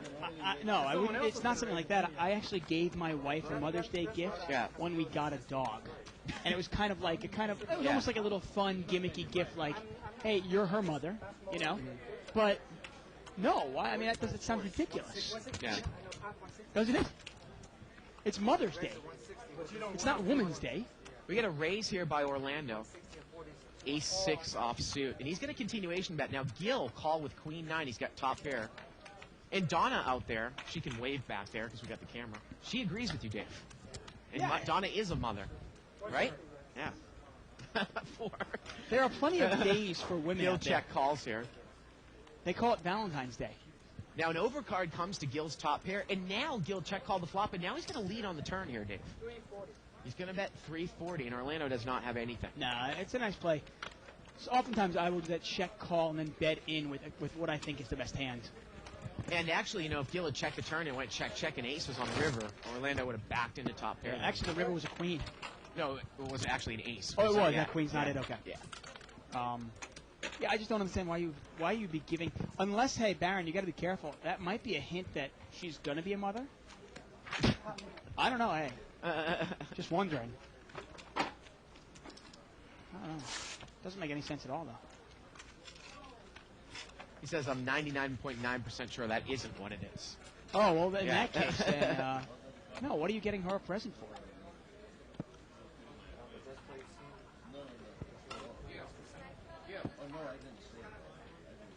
I mean, if I'm working on Mother's Day, oftentimes I'll walk in and I'll say Happy Mother's Day to women that I know are mothers. But I wouldn't go up to, like, Nicole Pepe and say, hey, Happy Mother's Day. Right. Look at this. And look at Pajedo. I didn't even see this before you said it. He says, since my wife and I do not have kids, I get my wife a Mother's Day card for our cat. Well, there you go. There you go, That's yeah. a different thing. Like, but if you didn't have a cat, Right. if you had no kids and you had no animals, I'm assuming you would not get your wife a card. It's not Women's Day. I don't. Absurd. Where we get a raise here. I believe it was by Gil with Ace Queen, and Demetrius called with 7-3. Well, Demetrius outflopped Gil. And Gil is going to continuation bet. And you can't blame Gil for doing that, can you? He's going to bet 100. And you know Demetrius is going to call. Demetrius going to raise. Well, at least call. Sorry, I should have said that. He's going to make it 300. That's the one thing about Demetrius' game. He's a loose, kind of aggressive gambler, but at the same time, he's not passive and tight. That's for sure. I mean, not passive. He will put money in the pot, and he will put you to the test. Now, you've actually caught Dimitri a couple times, and I got to tell you, my best advice probably for Dimitri, and maybe Ronnie can give it to him too, is that he would step his game up too if he raised with monster hands. You know, if he had 6-7 there, Dave, I don't think he would raise, but it would add so much to his game if he were to raise with 6-7 there just as well as 7-3. Of course. You know? I mean, I actually snapped him up of a huge hand probably about a month ago, where the flop came out King 9 like 4. Okay, it was King. It was nothing. I had 10-8. Yeah. Flop came out King 9 4. He had top set of kings. By the way, he had limped in pre-flop. Yeah. I had 10-8. The turn brought a 7. So now I'm open-ended. He now puts in a small little bet, like, oh, please call me bet. Okay, I call. The river brings my straight. He bets 1,000 into me. I move all in, and he calls me a top set. He completely let me get there. 6-way action here, limped around. King, deuce, 5. Nobody has a king. No, I think the best hand is Mo, ace 5, right? Boy, Orlando, man, he plays pretty much every single hand, doesn't he? Hey, I need 2 cards, man. I told him. And Jay gets checked to him on the button, and he's going to bet 120. But you can't dismiss it. Look, Orlando's a 2% favorite to win this hand. And Mo is going to check raise here with middle pair with the ace kicker, and he's going to take it down. Yeah. That's a play you can definitely make against a button bet there by Jay. Of course. You know, it's funny when I was talking about not bluffing. That doesn't mean not taking away the pot when you think you're the best hand. Big difference.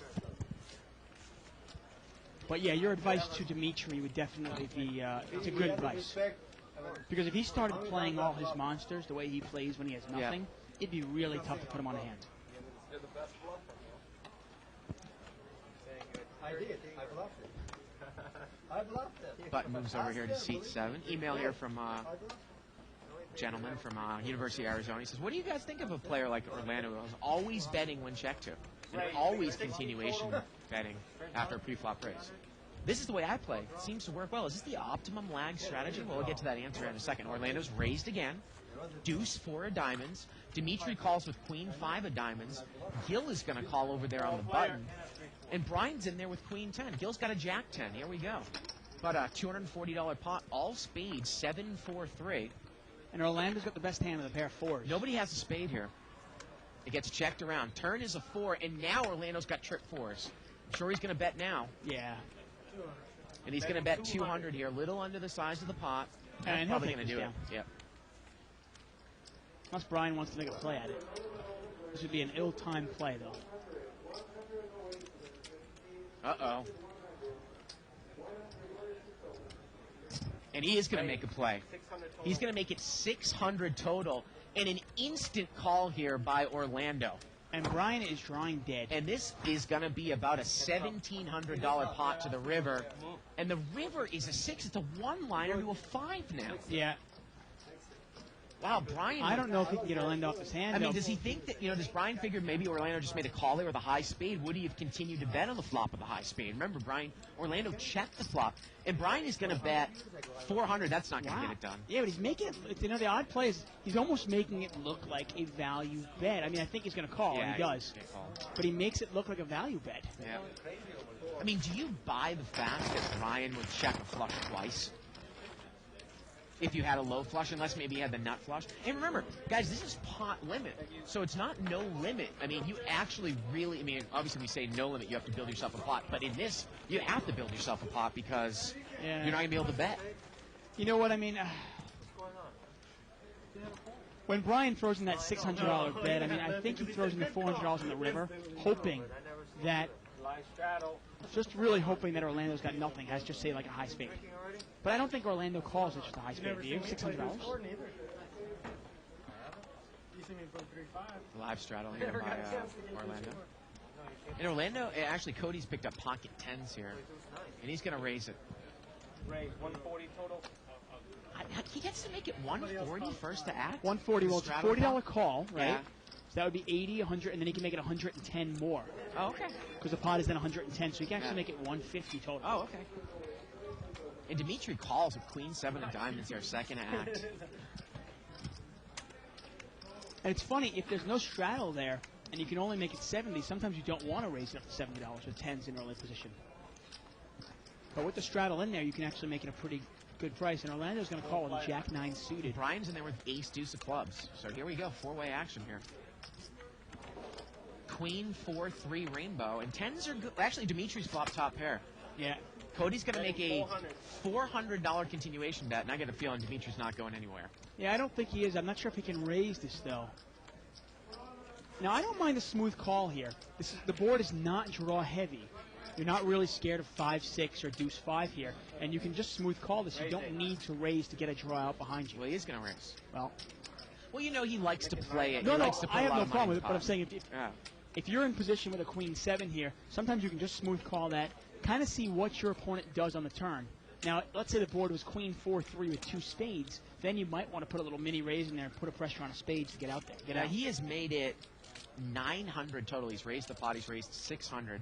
The pot is now about 1,600, 600 for Cody to call. And you wonder, is Cody familiar? And Brian has not folded the gut shot wheel draw with backdoor clubs. Have we begun to see the unraveling of Brian here? Well, he's got a tendency to sometimes go on tilt. Yeah, and usually it just takes one hand to do it. And the thing was, it wasn't like he got a bad beat. He just tried to make a move. Yeah. The move didn't work. No, he's going to get away from it there, dude. And it wasn't like it was a bad move. Yeah. Good chance that seat number 3, Orlando, was bluffing. He just got caught. And is Cody going to get involved here with tens? Now, you said, obviously he didn't lay the hand down to you. I mean, he has got an under pair to the top pair on the board here. A little different, though. He didn't lay down 2 pair to me. Right. This is a pair of tens. What the hell can he beat here? And it doesn't look like he's all that much deep. I mean, if he makes this call, he's pretty much all in. Right. I mean, if anybody missed that, I tried to represent a straight and get him off 2 pair. And what is he going to do? He's going to move in? Does he have a stack of whites back there? I think he's going to move in. You know what? He's going to move in, and this is a big mistake by Cody. Wow. It's 900 plus another, let's call it maybe 1,800. I got to tell you, I hate this play by Cody. Wow. I hate this play by Cody. He just does not know Dimitri. He's making a play on a guy that he is not familiar with. And whether this play works or not, I hate it. 900 plus another, well, he makes the call, and this pot is about $4,200. About $1,800 for Dimitri to call. I don't think Dimitri's going anywhere. Well, I don't know. You wouldn't think he is, but you know what? Dimitri's probably got to think he's behind here. The interesting play is, though, the board is not draw heavy, which means you've got to put Dimitri on a queen, right? And if you put Dimitri on a queen, and if Cody knew Dimitri, there's no way he makes this move. God, if I had seen this, why didn't I see this? I would never have made a move on this guy. $1. Well, Dimitri's getting about 2.5 to 1 here. And Ronnie is willing to bet his paycheck. Cody is definitely representing probably ace-queen or an overpair here. That is what he's trying to represent. Dimitri's trying to go through. Again, it's a $4,200 pot, $1,800 at this point, you probably put him on aces or kings. You think you've got 5 outs to the win. Yep. Obviously, you're not getting the odds to call. Thank you. Man, I got to tell you, this is... And is Dimitri going to let it go here? Well, let's see. I gotta tell you, it wouldn't surprise me if he laid it down. I gotta tell you, I mean, I know. But you Dimitri, thought it was a big mistake because I don't care if he lays it down or not. Yeah. It's a terrible play. Dimitri has to have a queen here, right? You agree? He has to. There's no draw. What, you think he's making this bet with this raise with 5-6? now you're saying it's not a terrible play against a player that's going to lay down even ace queen, but against Dimitri, you think it's a bad play. Yeah, exactly. Yeah. Against you, if you raise there with king, queen, or something like that, okay, it's not a terrible play. But against Dimitri, and the reason it's a terrible play is Cody does not know Dimitri. Right. He's making a move on a guy that he's played maybe 6 minutes with. I mean, the key to playing no limit hold'em or pot limit hold'em or any game of poker is you've got to know your opponents. The mistake I made last night was I incorrectly tried to bluff a guy that couldn't be bluffed. Now Cody's making a mistake trying to bluff a guy that probably can't get bluffed either.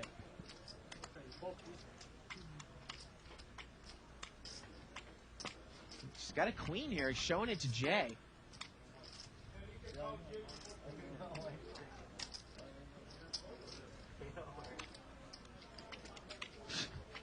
Ronnie's sitting here going, don't fold, don't fold.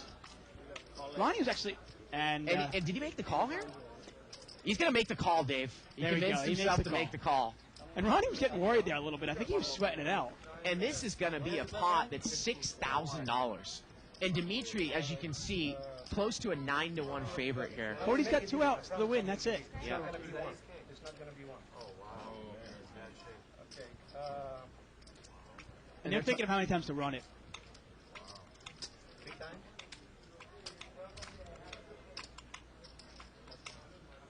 And they're going to run it 3 times. Here we go. Turn to 7. Rivers at 10! Well, you're glad you run it. Man, and boy. Glad you run it 3 times here. Wow. Boy, are you glad you run it 3 times. 8 on the turn. Rivers a queen. And I don't know if there's any 10s left. I think there's 10 one left. left. Case 10 coming up. No. No.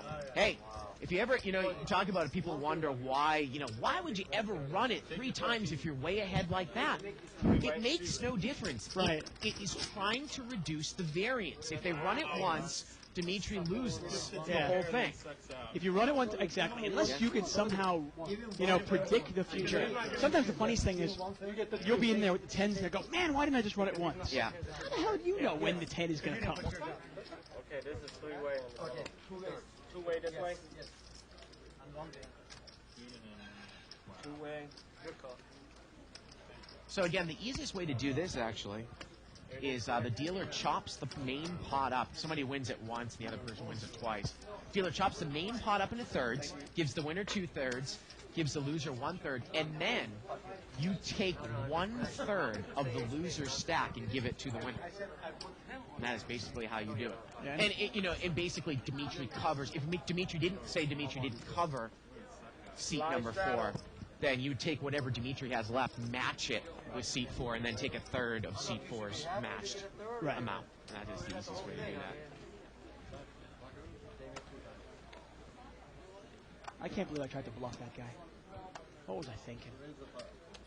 Raise the pot. Call 4. Pocket kings for Gil. And pocket jacks here for Brian. Yeah. Oh boy. And I got to tell you, normally Brian plays jacks pretty cautiously, but he's down $1,000 already, and he might re-raise, and we might see fireworks here. Well, Gil's going to raise, and let's see what Brian does here. Mo is not going to call with pocket 3s. He's not going to call Gil's raise. Brian's just going to call. Just going to smooth call. And I think against Gil's raise, that's all you do with jacks. You know what I mean? If somebody else is raising, if Orlando's raising, maybe you do something different. But with Gil raising, jacks are just a calling hand. And Dimitri here, he's got queen 10 from, he lived from up front. He's going to call. Yeah, we got a little tag along there. Well, it's about a $450 pot here going 3 ways. Dimitri hitchhiking along. Oh, let's see if Brian's going to get involved here. I was going to say, how about if both players hit a set, Dimitri's open-ended.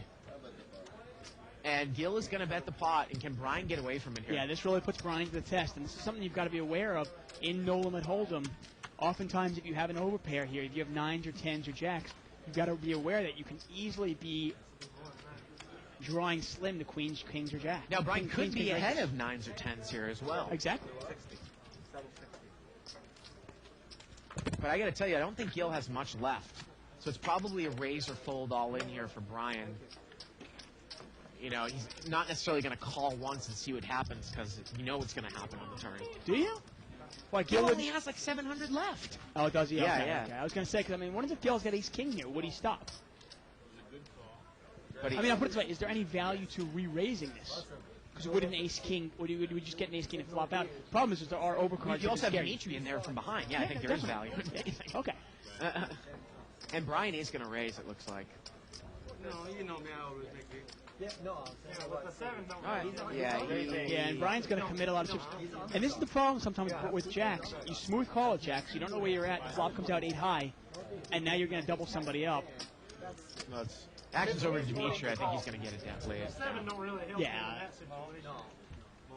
Have I ever put money that I don't I don't even know if he knows it's his turn. Just gamble. You put money because you want Somebody let him know it's his turn. 15, 20 total to call. Yeah, he just obviously having a conversation about the last hand. Everybody's wondering about how he called that with Queen 7, but Yeah, and Gil's going to put the rest in here, and Brian now is drawn to 2 outs. yep. He's got a 2-outer to win. Yeah. And I see they're asking if they're going to do a deal. And Oh, Brian said, yeah. I think you have. Well, when Gil called so quickly. No. Deal. That's it. Oh, they're not going to do a deal. Here we go to the turn. Turn's a deuce. Brian needs a jack, and it does not come, and Gil's going to win there with the No. higher overpair. Gil doubles up there. And, you know, that's the problem. Sometimes you call a pretty solid player like a Gil, you call his raise of jacks, and then you end up you can't get away from it when the board comes 8 high. Interesting email. I was reading that email from, go back to Michael Feynman. Feynman, yeah, Mike Feynman. Michael Feynman, right. Yep. And he says, hey, guys, he says here, I think your analysis is right on a lot of the time. The problem is, though, sometimes it starts to sound like every hand is winnable if you make the perfect play. And he says, I know that successful sessions are made up of 1 or 2 big hands, maybe a steal or 2. But if your viewers who are watching aren't experienced, they may come away with thinking that every hand they are involved with can be won with the perfect play. And I guess what Bart and I try to do oftentimes, we try to point out what the perfect play might be, and at least in our opinion.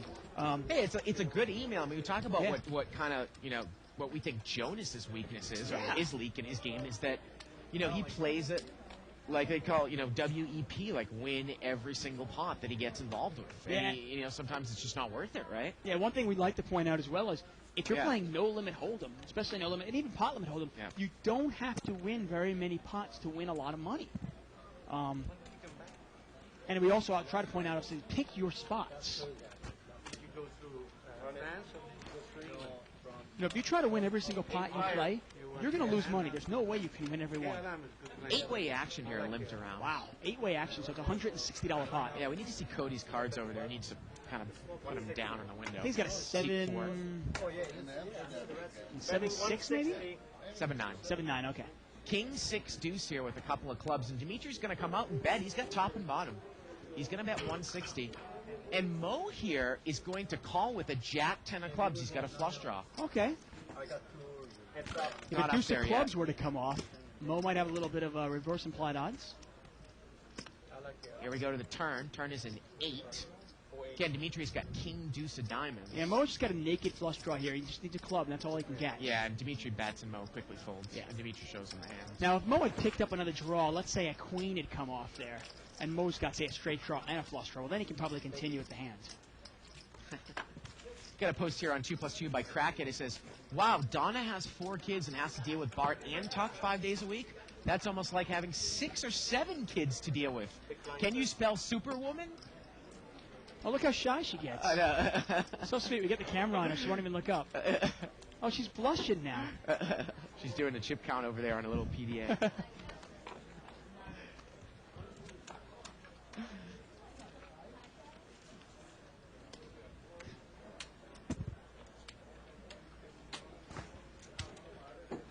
Raise 70 total.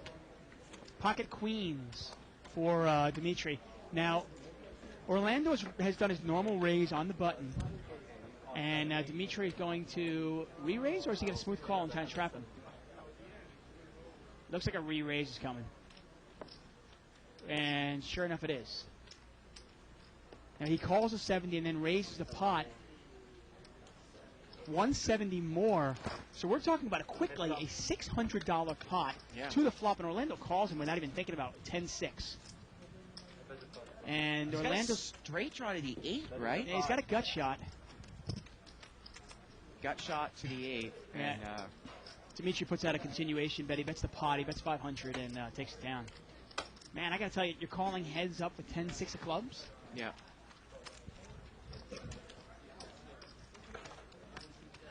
Thank you. Button's going to move over here to seat 4. And I believe... Button moves over to, Cody there, seat 4? Jason Cacciatani's not in the game right now, so Dimitri's small blind, Gil's the big blind. Actually, Gil is going to get up. Gil doubled up and he's done. Actually, I want to say Gil almost. No, Gil's actually tripled up. Remember he won with Ace King, and here's a chip count. Orlando with 6,400, Jay with 6,000, Dimitri at 5,500, over 30,000 on the table. Nice night of poker we got going on here. Let's see how they're doing. Jay up 3,000. Gil, he's going to leave up over 2,500. Now remember, Gil only bought in for 1,000, doubled up quickly with Ace King off of Tony, and now he's doubled up again with Kings off of Brian. Brian is our big loser. He's down $2,500. Heads up.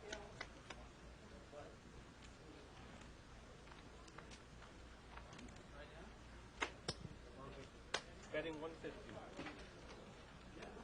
And Mo is going to bet 150 into the pot. He had top pair with Ace Jack. Brian obviously with nothing. Take it down. Button moves over to Dimitri in seat 5. Jason and Mo are in the blinds. Kind of got a little bit of a short game going on right now. Once again, if you want to email us, you can email us at live@thebike.com. We love to keep the show as interactive as possible. Keep it fun for you and us. And Tournament Tony in seat number 9. He's first act. He's under the gun.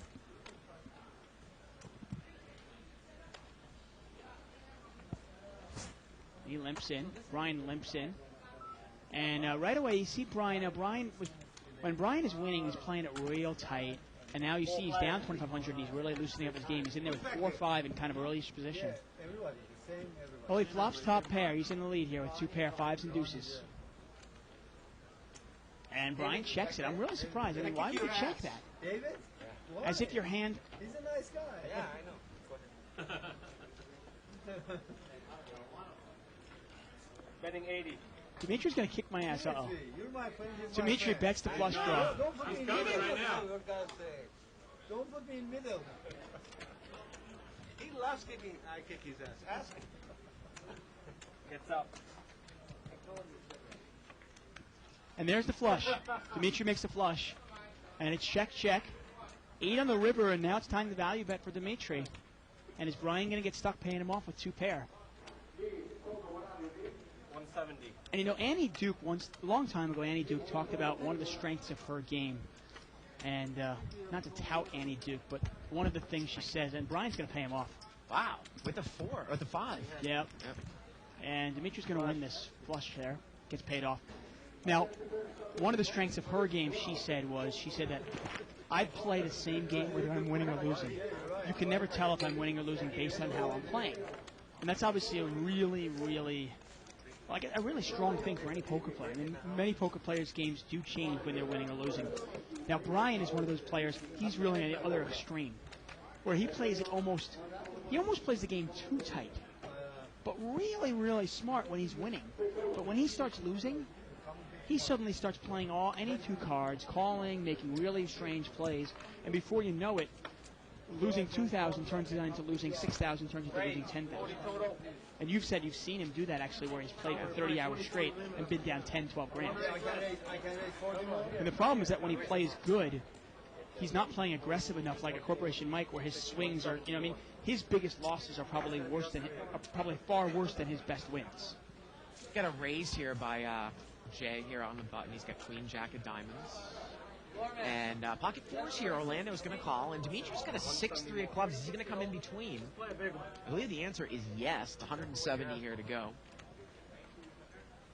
And if he makes this call, we're going to look at over a $500 flop. Yep, and we are three ways. Lock it up. Jay Katsutani on the button in seat 6, the pre-flop raiser. Here we go, three ways. Oh, he's in the middle of a hand, though. Wow, trip queens here for Jay. King, queen, queen. And look at this. Orlando's going to throw, he's going to throw a $60 bet out here with pocket fours. Let's see how Jay's going to play this one. Dimitri, look behind you. There's Dave. Is that how you guys kick each other's ass? Yeah. And is Jay going to raise here? Yeah, he's going to raise. Nice about me, right? He's going to raise right away. He's going to make it 400 more. Is Orlando going to really continue to get involved here with pocket fours? No, he's not. Jay takes it down there. Again, I haven't really seen Jay slow play in many, many months. He really bets his bluffs, bets his main hands, and he's going to take it down there. Again, you can email us at live@thebike.com. Questions, comments, suggestions. Also become our friend on MySpace, myspace.com/live@thebike. Head over there, become our friend. So, did he kick your ass? Oh, yeah. Fly straddle. I tell you, people like me, classy guys, people like Dimitri, we're not fighters, okay? Oh, the Mo with the big slick. Self-proclaimed classy guys is always great. Yeah, And exactly. look at this pocket aces here for Cody. And Cody's in a straddle spot, too. Actually, no, Oh, it's he's under the Orlando. gun. He's under the gun, though, and he's going to raise. Now, this is the hand he tried to represent before with tens. Right. Well, this time he's got it. And And I got to tell you, you know what? Mo might re-raise this. Let's see how he plays it. well, Dimitri calls, Jay calls. And here it is. I think he's going to. No, he just called. No, he's just going to call. And, well, again, Cody's building himself a pot with aces here, but does he want to see it, 7 ways? Well, I think everybody's going to call now. Oh, man. I mean, Brian's got 6-4 offsuit in the small blind. No. Mo did raise. I thought he did. Oh, he did. Okay. He was just trying to figure more. out what the raise was. And look at this. I think at this point, Cody's going to re-raise him. And I think Mo is going to be pot committed. Well, Cody only has, maybe 1,500. That's the whole point. Exactly. And he is going to re-raise. I tell you, this Texas boy, man, he is lucky. He is lucky, and I don't think Mo can get away from this now. And there it is. He's going to push in, all in. And it's an easy fold for Dimitri, obviously, And Jay. But at this point, Mo, the pot is going to be what, about... Well, we'll figure out. I mean, it was all before he made the call and the raise. It was already 500. He makes the $140 call, 640, and then he pushes in 700 more, 1340. Now this guy calls about 2,000 plus the raise. What's the raise? Plus 2,000 plus the raise. Looks like the raise is maybe 1,500 more. 1,500 So more. $3,500 pot, 1,500 a call. I think you have to call with the Actually, I don't think the 700's even in there yet. So it might even be less than that. Yeah, I mean, I think it's more like a $3,000 pot, say 1,000 to call. Yeah. Dimitri is really struggling with this one. Well, he knows his cards are live. A lot of these players, a lot of gamblers, they go by instinct. They're here to have a good time, and he just, he feels it. And I got to tell you, if a couple of fours or a couple of sixes come out there, Dimitri's going to be really upset. He's got a feeling. Hey, man, sometimes you got to trust your feeling. And I think Mo is in a spot where he has to call. He knows he's behind, but he has to call this. And this is what you don't want to see. I mean, even kings, you're only 2-1 dog, but against aces, Mo's Anything but huge. aces. Yeah. He doesn't care if Cody has kings, queens, whatever, as long as it's not aces. And Mo's going to need And diamonds I or don't think six they're or doing any straight. type of deal here. This spot's going to be about $7,000. Well, there's two diamonds. Oh, No, 2 hearts. Queen, I got 8, so 3. excited. Mo needs running cards here. Yeah. See if they're going to do a deal here after the flop. It's not the end, Telehan. There is a turn in the river. Jay had 10-7 of hearts. One time or one time. Cody's trying to figure out what he's got. You got queens? They're going to do it one time. Turns a 9. That's it. Mo's over. Yeah. River's a 9. Well, he's got a flush draw now. Yeah. There it is. Yeah, and a little bit of bad luck by Mo. Oftentimes you don't want to raise with ace king because you never know if the original. You're not really worried about Dimitri who called. You're not really worried about Jay, but you have to worry about that original raiser I think Mo just looked at it as, wait a second, 140, 140, There was so much 140. dead money in there. Let me see if I can pick this up right now without a fight. And even, again, it's almost similar to a tournament move. Even if he does get put in by the original raiser, unless he's up against aces, he's not in horrible shape. Yeah, I mean, if the guy has queens or lower, he's going to see yeah. all 5 cards, and he's pretty much a coin flip with the ace-king suit. Even if he has kings, like you said, he's only a 2-to-1 dog. Anything but aces. Okay, I was stop talking about it. And I got to tell you, I mean, I saw the other night Cody had the same play happen where he had aces, some other guy moved all in with ace-king, and he called him. And Cody's really lived a blessed life this week while he's been here in L.A. It's funny, we had an email here from Chaz Wexler. He says, is a deal to run it multiple times typically made before or after the hands are turned up? We've actually gone over this a couple times. You don't have to show your cards.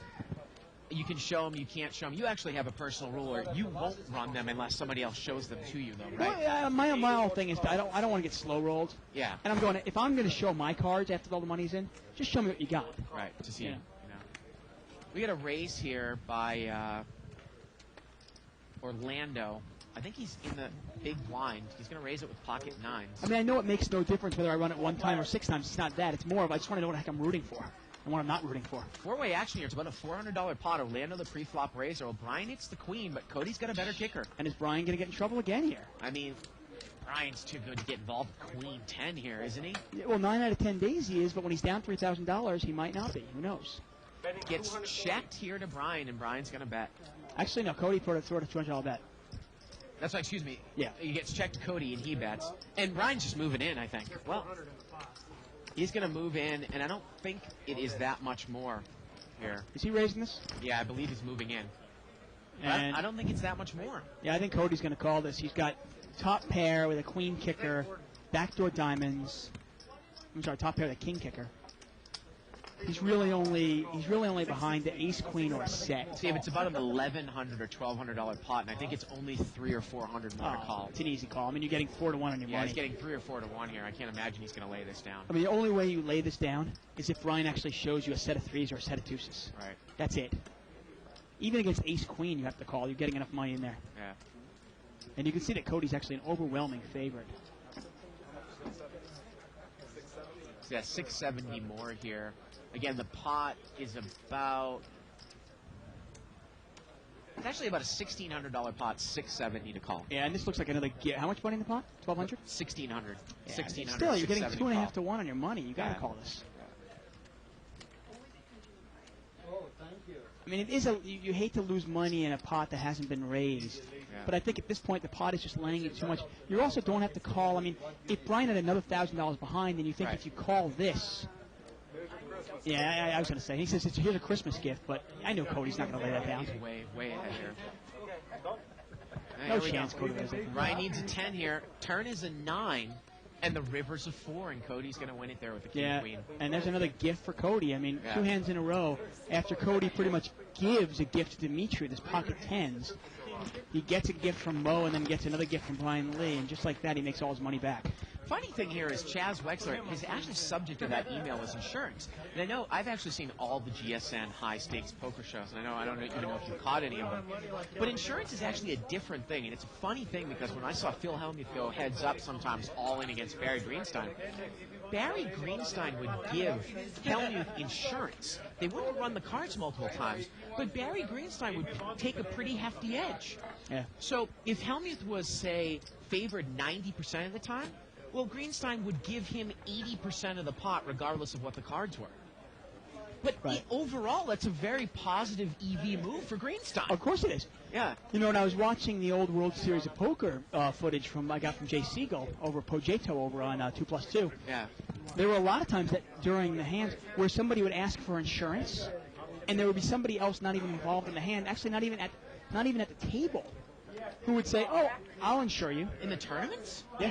How that's weird. Yeah. Tournament? How would that work in a tournament? Well, some guy said, "Hey, listen, how much can I buy it for?" And the guy go, "Oh, I'll give you." Actually, Benny Binion would come out and figure out what the right odds Yeah, were. they would always take it. It's like the casino just inherently taking an edge. It's a win-win situation. Well, and some guy, let's say he was all in, you know, and there were 7 people left. And at this point, this was one of the earlier tournaments where there was only 25 people in the tournament.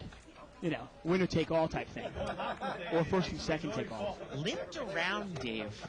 And look at this. Pocket jacks. Cody is going to raise out of the big blind here with pocket jacks. And Dimitri calls with king 10. Mo is going to call with the queen jack offsuit over there in seat 8. Boston is going to call with the suited ace deuce. And again, those hands, ace up and down. Usually you need a lot of money to make that call. Yeah, I think so. 4-way action here. About a $600 pot. Queen 8-3. No, Cody and Mo have the same hand. And Actually, Cody's going to move all in. I mean, Mo's going to move all in. Cody's got jacks here. He does not have queen jack. Oh, okay. So big he difference. checked it, and Mo bet with queen jack. And Mo only had I think Mo's only got, about $1,200 total, and I want to say Mo's put about $750 in the pot.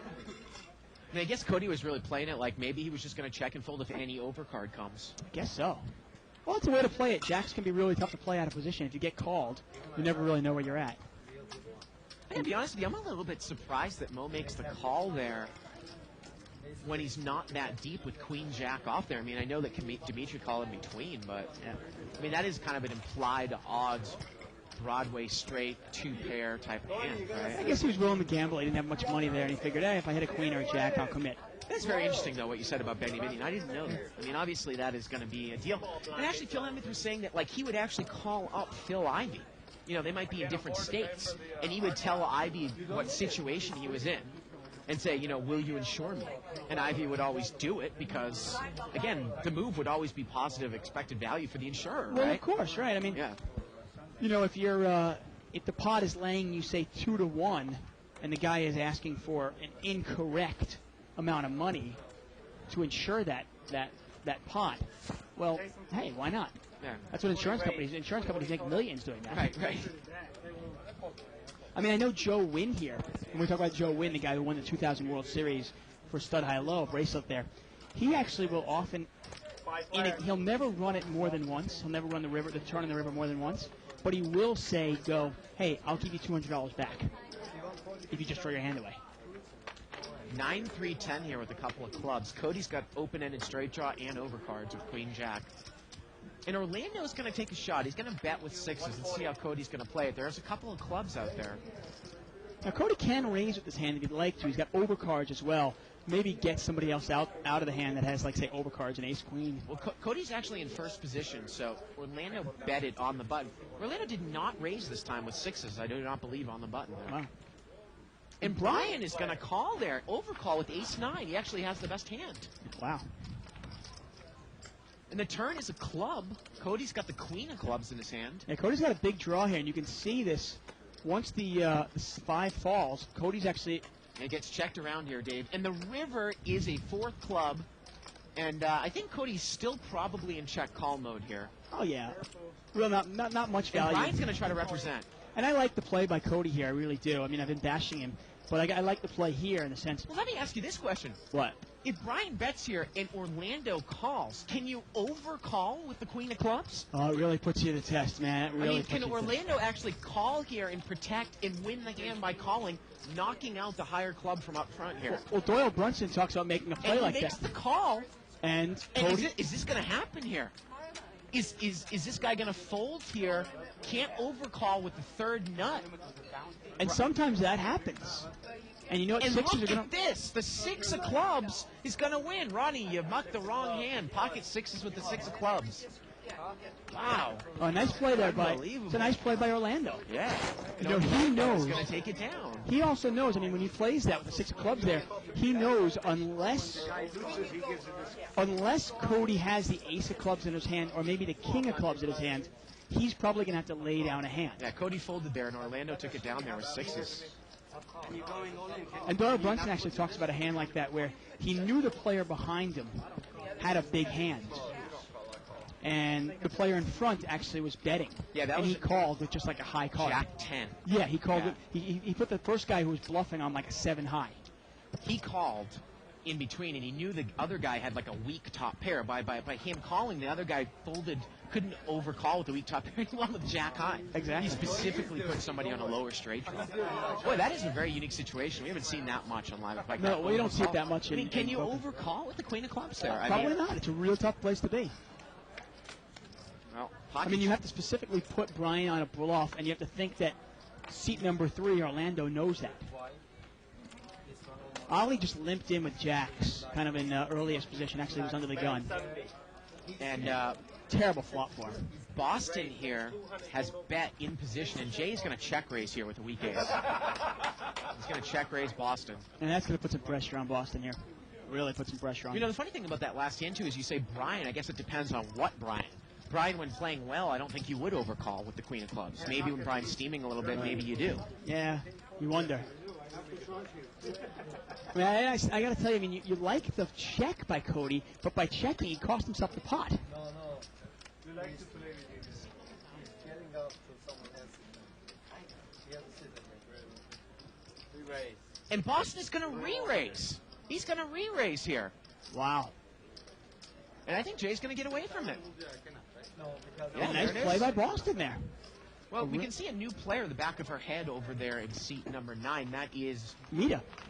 Mida. Mida. Mida. M-E-D-A. Not familiar with her, Dave. I don't know if she's ever played on the show before. And according to Ryan, she's a tournament player, and she's very tough. Okay. Very tough. Let's see what she says here. I know, these are mine, man. I ain't giving these up. They're addictive. Well, supposedly she cashed in 2 of 3 events in the 2005 World Series of Poker. Supposedly she won. Wow, I guess she's won one of the events. For the 2006 Winning of the Green. Did she win last night? $300 no limit? No, okay. Cashed in 2 of 3 events, you said, in 2005, last year in the World Series of Poker. Yeah, and What's her last name? Lublinger. L-U-B-L-I-N-E-R. So maybe Lublinger. someone can Hendon mom that. It says her occupation is she's a winning tournament player. Retired school teacher. How cute. Well, let's see if her tournament game translates to cash game. Well, she's going to limp in under the gun here, Dave, with Queen 4 of diamonds, which is always very loose, right? And Dimitri is going to raise. Yeah, that is pretty loose. Wow. Dimitri raises, Jay calls. Dimitri is raised with 8-9 offsuit. Mo calls, and Mita's in there. She's going to overcall. 6-way action here. Actually, 5-way action, about a $500 pot. All clubs and Mo's flop the flush. Well, he not only has a flush, he has open-ended straight flush. And unfortunately for him, nobody's got anything. Wow, oh, Dimitri's got 2 pair. Wow, bottom 2 pair. He bets 150 here. And Dimitri's going to raise this, I think. It's always tough to put a player on a flush when they bet right into it. And you look at the, Mo always slow plays. One of the few times Mo actually bets his hand right into it, and look at the action he gets. This is so funny. I want to comment on this after the hand is done, this particular situation. Okay. 650.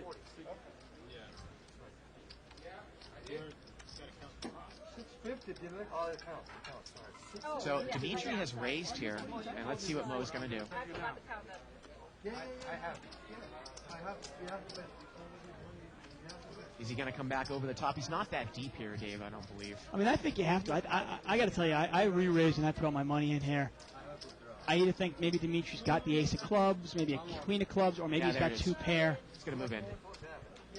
Oftentimes the best way to get the money in the pot is to put it in there. And I don't think Dimitri's going to lay this down.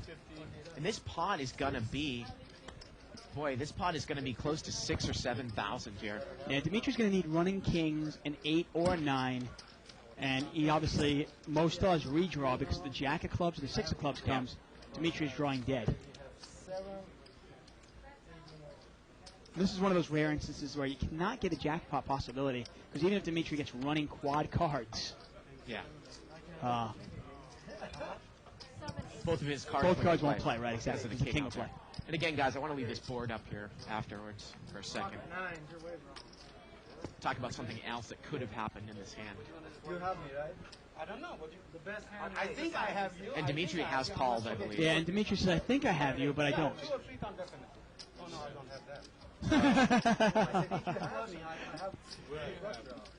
He said, I think I have you. Oh, no, I don't have that. I think they're going to run it 3 times here, Dave. 3 times. Turn is a club, and that would have been an action killer for Mo, and the river is a club. That doesn't change anything. Queen here. Dimitri needs an 8 or a 9. Nope. No, and they're going to run it one more time. Running kings are an 8 or a 9. 8 or a 9 only. And it does not come, and No, Mo wins all 3. Okay, so what I was going to say was that the first time that they actually ran the board, the turn card was a club. Right. And I see so many people with 10, 7 of clubs.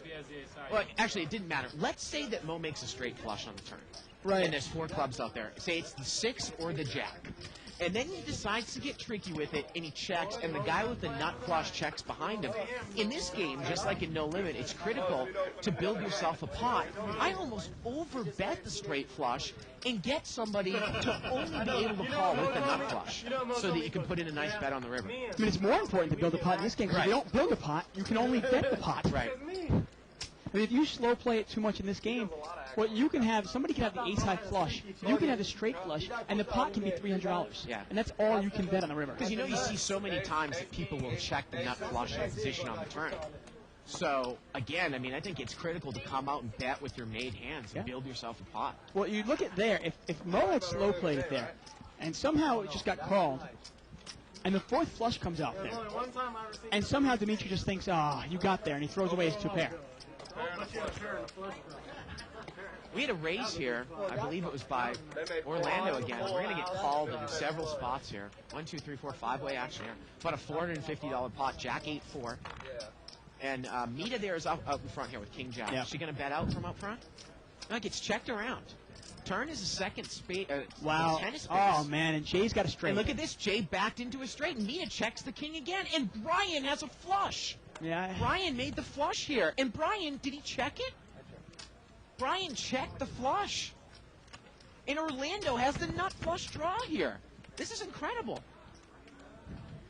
Yeah, and suddenly, Mita went from having the winner to drawing dead. I mean, Jay's going to bet here with a straight. Do you blame him? Of course not. And if Brian's going to get cute with the flush here, it's going to bring Orlando in from up back. Mita is going to call. Brian has to raise here, doesn't he? Yes. He's got the queen high flush. Yes, he does. Has to raise. He has to raise for many reasons. And Mita has the king high flush draw. Oh, man. I got to tell you, when Brian raises this, that'll probably get Orlando out. But you wonder if the pot's going to be too big for Mita to get out. And Mita does have outs, obviously. I'm sorry. I thought she was drawing dead, but she's not. If Orlando folds, she can catch a spade. $300 bet here by Jay. A call by Mita. Yeah, and Brian's going to move in here. He's going to move in. Yeah. And I think that this is probably going to be a pretty easy laydown for Jay over there in seat 6. Yeah. Unless you think that Brian is scheming, but Nah, I don't buy it. The problem is Brian can't overcall. Remember, Mita's in the middle as well. Yeah. I think it's an easy laydown for Jay here. Dave, I got in the spot like this, actually. I didn't have 7-9, but I had 10-7 last night. The 3rd flush card completed my straight. Remember that? Right. And at that point for you, it was funny. You had raised the guy so you could get off the hand, but the pot, then you started figuring out the pot's like $400. It was like $150 to call. Right, right. You got it this hand, right? Jay's asking him, you got it this hand, right? And look at the instincts from Jay. It was funny. Brian has been tilting. Brian's been kind of bluffing here left and right. But this time Jay goes, yep, this time you got it. This time I know you got it. Well, Jay can't beat Queen 9 either, that's what he said. Right. A lot of hands he can't beat. Now the question is a pot laying Mita enough odds for her to call? Now she doesn't even know if she's drawing live. Brian could have the ace high flush. How much more is it from Brian here? It's $1,400 plus the raise, which I believe is another maybe 1,000. So it's about a $2,400 pot at 1,000 for Jay and Mita to call. So it's an easy laydown for Mita as well. She's only getting about 2.5 to 1 on her money. What'd you say, Ray? There, how much is it more there from Brian? It's about $1,200 more. So it's about a $2,800, $2,700 pot, $1,200 to call. Okay, so you're getting just over 2 to 1 on your money, and you don't even know if you're drawing live with the King Jack. And if Jay makes his call, he's drawing dead, obviously. Now, if Mita bets the flop, I'm not sure if she wins anyway. I mean, Brian might call with his flush draw anyway. But, I mean, you got to be surprised the way she played it. She checks it. She picks up the second. Oh, look at this. Jay's going to come in here into the pot. Wow. Well, and does that give Mita odds to call? I mean, she's short stacked over here. I mean, she does only have the second nut. She gets away from it. And Jay is drawing dead. It's over here. Is that what he said? I must be drawing dead? Yeah. Why'd he call that? It's kind of an odd call. And let's see what the river is here. Oh, look at this. The river would have been a spade, and Mita would have won it. I'm going to do some math out. I mean, I got to tell you, Mita has 800 left. When Jay makes that call, the pot is now 4,000. 800 to call? 800 to call with the second nut flush draw with one card to come. She's getting about 4.5 to 1 with one card to come. Well, even with the nut flush draw, and you figure this possibility of flush is already out there, I think it is a lay down. And the more and more you do the odds Well, out. I mean, you got to start thinking. You go, okay, I'm getting 4.5 to 1. Even if I'm getting 5 to 1 of my money, you probably have to assume somebody else has a flush already. And at that point, you go, okay, there's 2 less spades. 7 spades left with one card to come. Yeah. So then you start thinking, well, man, I really need more like 7 or 8 to 1. And you're not even drawn to the nuts either. Yeah. I mean, you might even need 10 to 1 when you only have the king there. Yeah. I like the lay down by Mita. I really do, even though she would have won the hand. She played it a little bit too passively, obviously. Funny that Orlando also had the nut, and the final spade came out anyways on the river. Well, that always gets me really mad at myself when I play a hand passively, kind of the way that Mita played it, and then you still lose money on it. It's one thing if you play a hand aggressively and lose money on it, but to play it passively, let somebody get there, and then still pay him off, that's what really gets me. I think Orlando brought this one in for a raise with 8-9. I got to tell you, I mean, the more and more I think about it, I mean, is there a possibility that Brian's doing that with the ace of spades on the turn? He knows that Jay's an aggressive player. He might be betting with anything on the button. Especially when Brian's down 3,000 tonight. He definitely steaming a little bit. I mean, maybe Jay was figuring he's getting 2.5 to 1. Maybe it was worth it. Well, you know, Brian might have said, you know what, Jason is trying to steal this. Jay's trying to steal this. Seat number 9 is pretty weak. All she did was call. If I move in, they can't call me. There's no way they can call me. And Brian... I mean, we always point out, obviously, it's really easy for us in the booth that we see the cards. You know, Jay's a pretty good player. Obviously, he read him wrong. You know, I mean, it's one of those spots where, you know, Brian's either got the spades, he could have a pair with the spade. You start thinking of the pot odds, and you go, you know what, maybe there's a chance this guy's bluffing. Maybe he doesn't have it. You bet out 900 with the nut.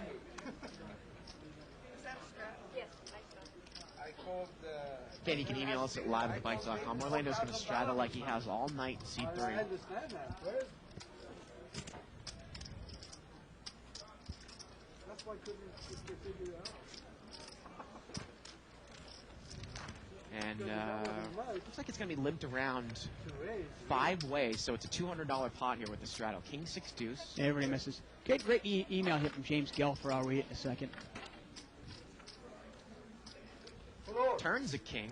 Who's ahead here? Any pair? Ace high. Orlando's actually got the best hand with ace 8. Actually, Boston's in there with deuce 5 and seat number. Is he? Okay, we don't see that. Yeah, there it is. It's up now. And now Jay is going to bet 200 here with queen 10. Now that's the thing. I mean, Jay would have made this move. Like if you think about last hand, Jay makes this move. You get a call in between. We always talk about sometimes a stealer and then somebody just calling is kind of a weak spot. You might be able to pick it up. Boston's in a tough spot. Even if he thinks he has the best hand now, any card that comes on the river, he has no idea where he's at. Jay might accidentally run into a pair. I think out of position there, you're in a raise or fold situation. And once again, you know, you don't have to win every single pot you play. Pick a better spot. And Jay's going to take it down there. Email here from James Gelfer. He says, hey, you guys were talking about insurance.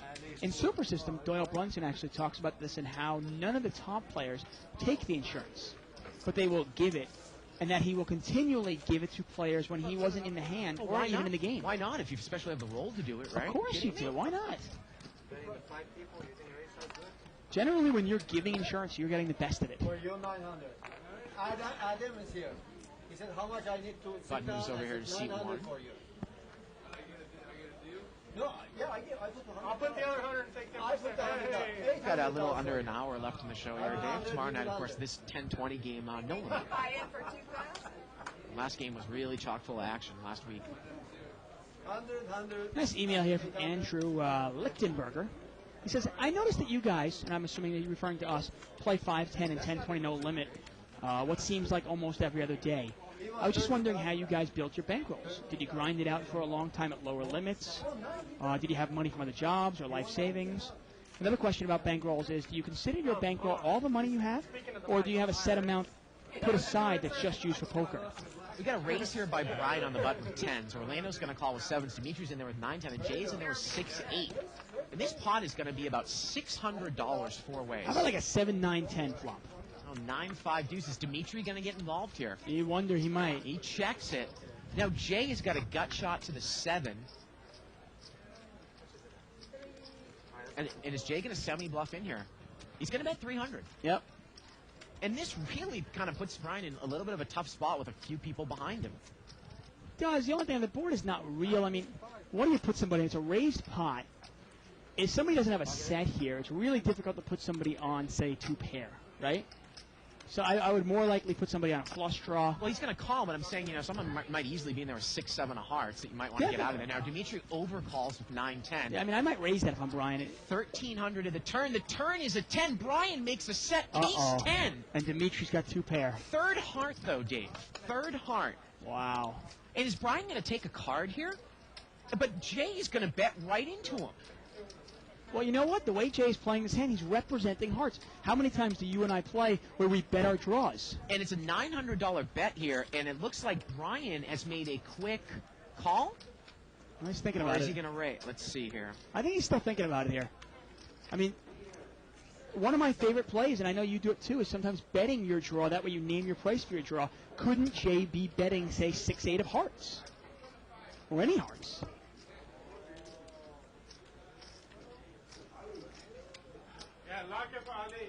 And it's one of those cases where Brian would love to see the river, but at the same time, are you worried that maybe Jay is making this move and you don't want to let another heart come off there? It really puts you in a tough spot with 3 hearts out there. I can't tell if Brian is called here or where the action is. It's still on Brian. Is it still on Brian? It's still on Brian. He has not called. He just put his money out there to figure out if he wants to do that or not and what he wants to play it with.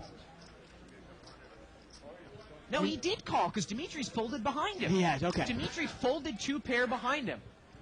And the river is a 4th heart. Wow, and Brian really only has a bluff catcher. And we are talking about a pot that is now about $3,200. And Brian only has maybe $2,000 left. Yeah, I think Jay gave up. Jay gave up. And I think Brian has checked behind him. And he's going to win it there with 3 10s. Wow. Yeah, and that's the danger. The one thing I was going to say about Brian's hand there at 3 10s, if you raise and you raise into a flush, well, obviously, you're in a tough spot. But at the same time, you don't want to let that 4th heart come out there and beat you. How about Dimitri getting rid of the 2 pair there out from behind? Great laydown by Dimitri. Must be taking lessons from Ronnie or something. That really is a great laydown. And wow, we got more action in the game because we've got Barry in the game. Barry, an action guy? Yeah, Barry is an action guy. Yeah. Sounds like another jackpot that you and I were not at. Right. What a surprise. That's great. $25,000. Back down to 10,000. Yeah, that's great. Congratulations. Yeah, exactly. I feel great for you. Yeah. That's good.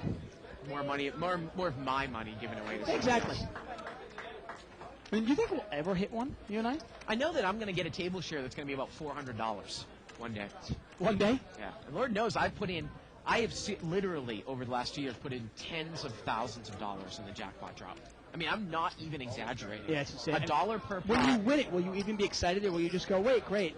You basically gave them a interest-free loan, and you just got it back now? Mo is raised here with ace queen. I mean, literally, we're talking about $1 per pot, 30 hours a week. Well, a dollar for every winning pot. Everything you win. Right. Say you win, say even 4 pots an hour. Okay. 30 hours a week. It's $120 a week. per week. $480 a month. Times about 2 years. Maybe $10,000. $7,000 to $10,000 I've given the jackpot drop. It is unbelievable. Well, you're looking at that's about $4,500 a year, Yeah. $9,000 a year in 2 years.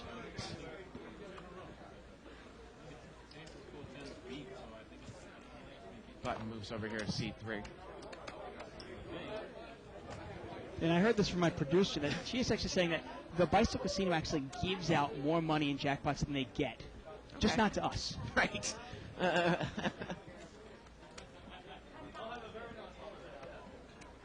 got a raise here by Orlando. So we had this question from Andrew. We never really answered it. Maybe we'll answer it after this question, after this hand.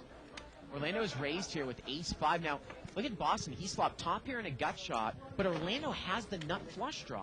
Now, this is one of those times where Orlando might take the free card. Let's see. And he does. He takes the free card.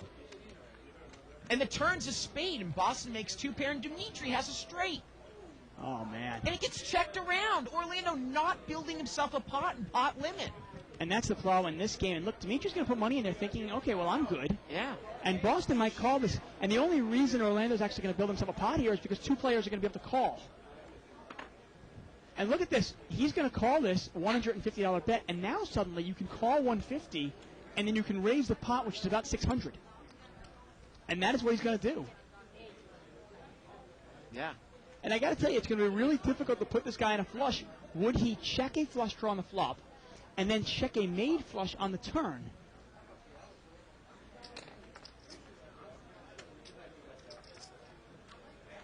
Well, I mean, hey, it's worked here for Orlando, but we say cardinal mistake, right?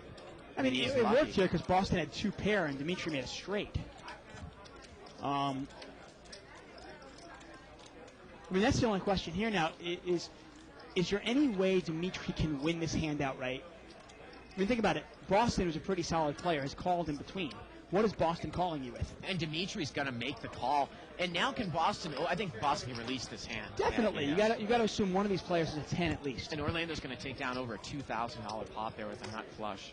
Got an email here from Jay. He linked us to Mita's Hendon Mob page. Look at this. March of this year, $300 no limit. Oh, winning of the green, right. 2006 winning of the green. $42,000 cash. Well, there you March go. Wow. 9th. Pretty impressive. Wow. And then if you go back to the 2004 for a $100 no limit tournament in January of 04, she won $37,000 for first place. So she has two first place finishes. Take a look at her total stats. She's going to be in the hundreds of thousands in tournament wins, in live tournament wins. Well, 98,000 total all time. not quite hundreds of thousands, but hey, about 100,000, which is pretty impressive. Yeah, it is.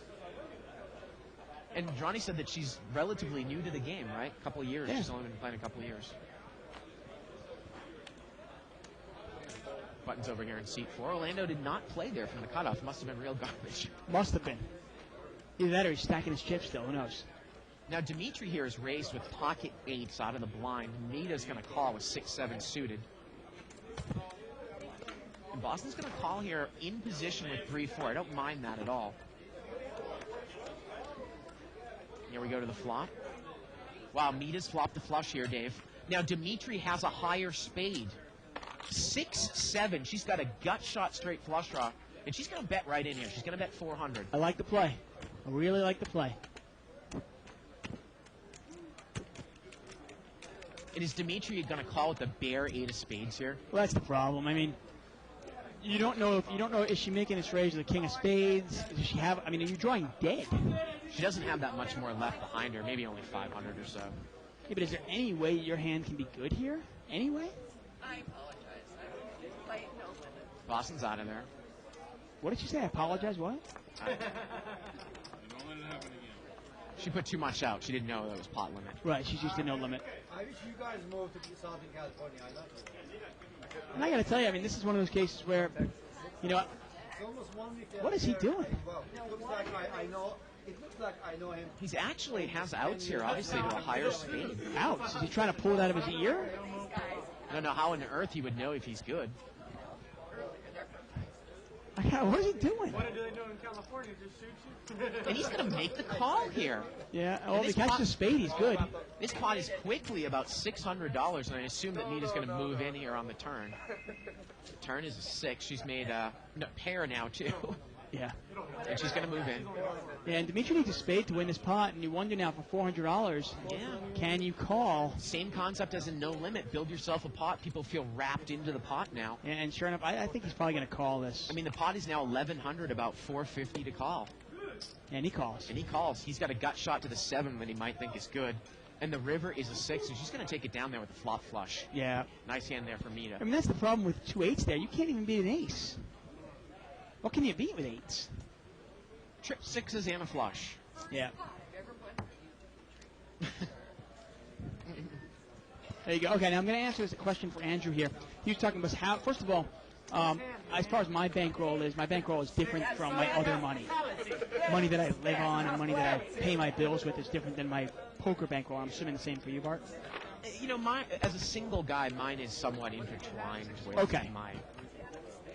I got you. You know, and in terms of building our bankroll and building my bankroll, I mean, basically, yeah. I mean, you talk about grinding it out. Yeah, you basically, you win at a lower limit and you move up, and then you win at that limit, you move up, and you start adding more money to your bankroll until you feel like you can take a shot at a bigger game. You win there, and you start building it up slowly and surely. I got to tell you, and somebody commented about Avo moving up to the whale game in 2 years, starting off from 100 no limit.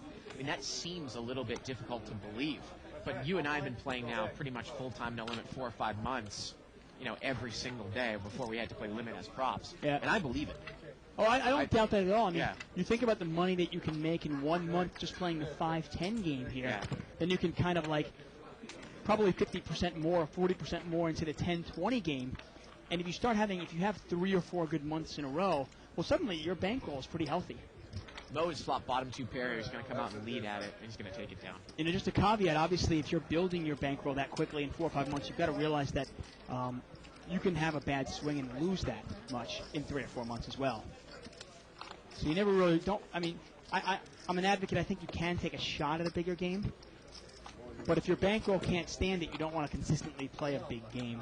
I mean, I think in that 5-10 game, if you played it 40 hours a week and you were really good, I mean, I think that you can win 10 to 20,000 a month. I think it's a realistic thing. Well, you're looking at the end of the chip count here. Yeah. Looks like, well, there we go. 35,000 on the table. Orlando's got the most on the money on the table. Let's take a look at the differences. Yep. There you go. Cody up 2,000. And look at Cody. I mean, right away he lost 2,000, and suddenly now he's up 2,000 after winning 2 big hands. And Brian's scratching back here. Yeah, Brian's only down 800 now, and Dimitri's the big loser. He's down 3,000 after doubling up right away. Yeah. Now Jay here's raised. He's made it 70 to go. And it looks like Mita's going to come over the top of her with pocket 9s. Not against her. And he's out of there. Now, again, a hand like that, if Mita was deep enough, I'll call that all day, 6-8 of clubs. Of course. Problem is she only had about $800. Actually got $1,200. Now, it's interesting. I know you and I probably don't have enough hours to have accurate results in terms of what a good hourly rate would be for the 5-10 game or the 10-20 game. But let's say right now it seems like somewhere around $80, $75 probably. Maybe even more. But conservatively, say $75 to $100. And if you were to, say, play 40 hours a week, you're talking, say, 160 hours a month. That's roughly, we're looking at $13,000, $14,000 a month. Now, obviously, you and I don't think you and I have the hours. I don't know exactly how many hours you probably need to have accurate results, but I would think at least 1,000. Yeah. I probably have more like 400 hours now, say 500. Yeah, me too. Similar.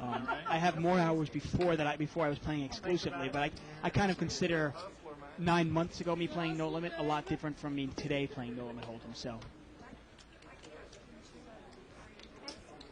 we had a $70 raise here by Boston. Orlando is called with ace-jack, and we are heads up. Wow, look at that. Ace comes out. Now, Orlando's got the jack of hearts in his hand. And Boston's going to throw a little bet in there. And this is what happened before. And Orlando's going to call. Is Orlando going to raise him here again on the turn like we saw earlier? Well, if he raises him on this time, I think Boston might call this time. Remember, he can only really lose to ace-king. Boston is checked. And Orlando is going to bet weak here. And we saw this play by Boston last time. I think he's going to check raise him big and try to get him off the hand. Try to get him off a heart by building the pot and now check raising him. And let's see how he does it. Of course, he runs the risk of giving a free card if the guy checks behind him. Definitely does. I think you're right. He's got white chips. Yeah, we saw this play earlier from Boston, and sure enough, he does it. Not a bad play. No, I figured that's what he was going to do there. He makes it 400 more. I think he could have made it more than that, couldn't he? Yeah. He could have made it probably 600 more. But what he's trying to do is he's really trying to price out that flush draw. Puts Orlando to the test. I mean, ace-jack can't beat much, can it? And he's going to throw it away. Nice laydown by Orlando. I got to tell you, I mean, even though Orlando is kind of like a super lag, it seems like he's the river was the ace of diamonds. It seems like he has a pretty good presence for what's going on at the table. Well, he's not like, he's not just like, he's not a lagtard. To quote 2+2, I mean, he knows what's going on. He's not just throwing money in there blindly. I mean, he's a loose, aggressive, aware player. Yeah, and those players are dangerous. Right. You know, he's making well-calculated bets and raises. I mean, I don't know. I got to tell you, I don't hate the bet with the ace-jack of hearts there. Yeah. We'll get it in the How does he know he's not ahead? Got checked to me? Okay, maybe he's got a pocket pair. I'll bet it. Again, you know, kind of a couple posts about how did Mita not call there with the king of spades. Well, we went through the math. I think a pretty seasoned player can put at least one of the players on a made flush, which decreases your outs by 2 with one card to come. Yeah. Plus, she's drawing to the non-nut. I mean, even if you think all 9 spades are available, you're only you're a 4-to-1 dog to make your hand. And like you said, it's not even a nuts.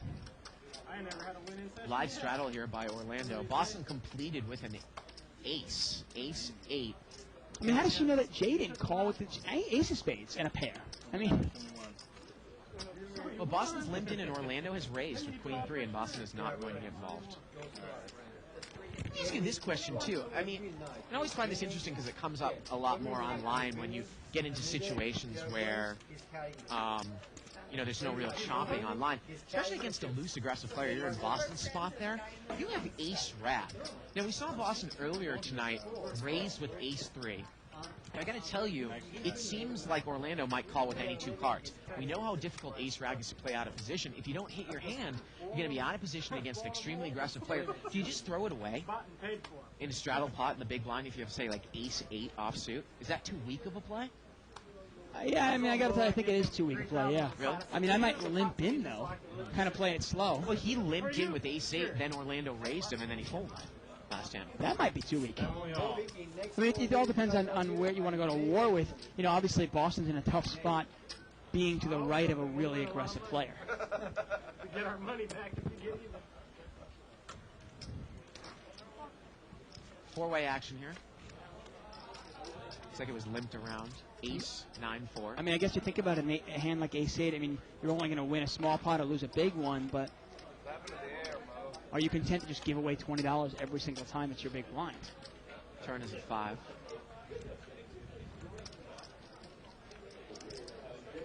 Checked around once again.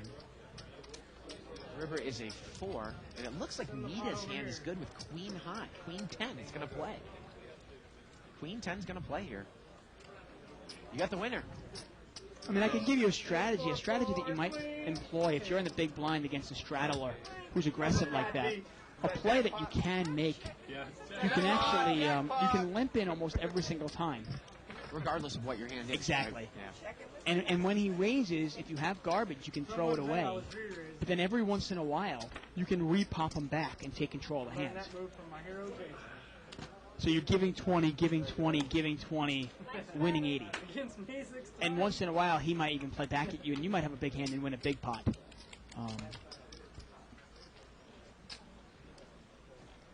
That way, you kind of, by limping in, you kind of conceal the strength of your hand. Live straddle here by Dimitri, and Brian in seat 1's got kings on the cutoff. I thought there was a player coming in seat 7. Pocket kings here for Brian. And he can make it 150. There is somebody there. Dimitri's got 6-4. He might call in the big blind, or in the straddle spot.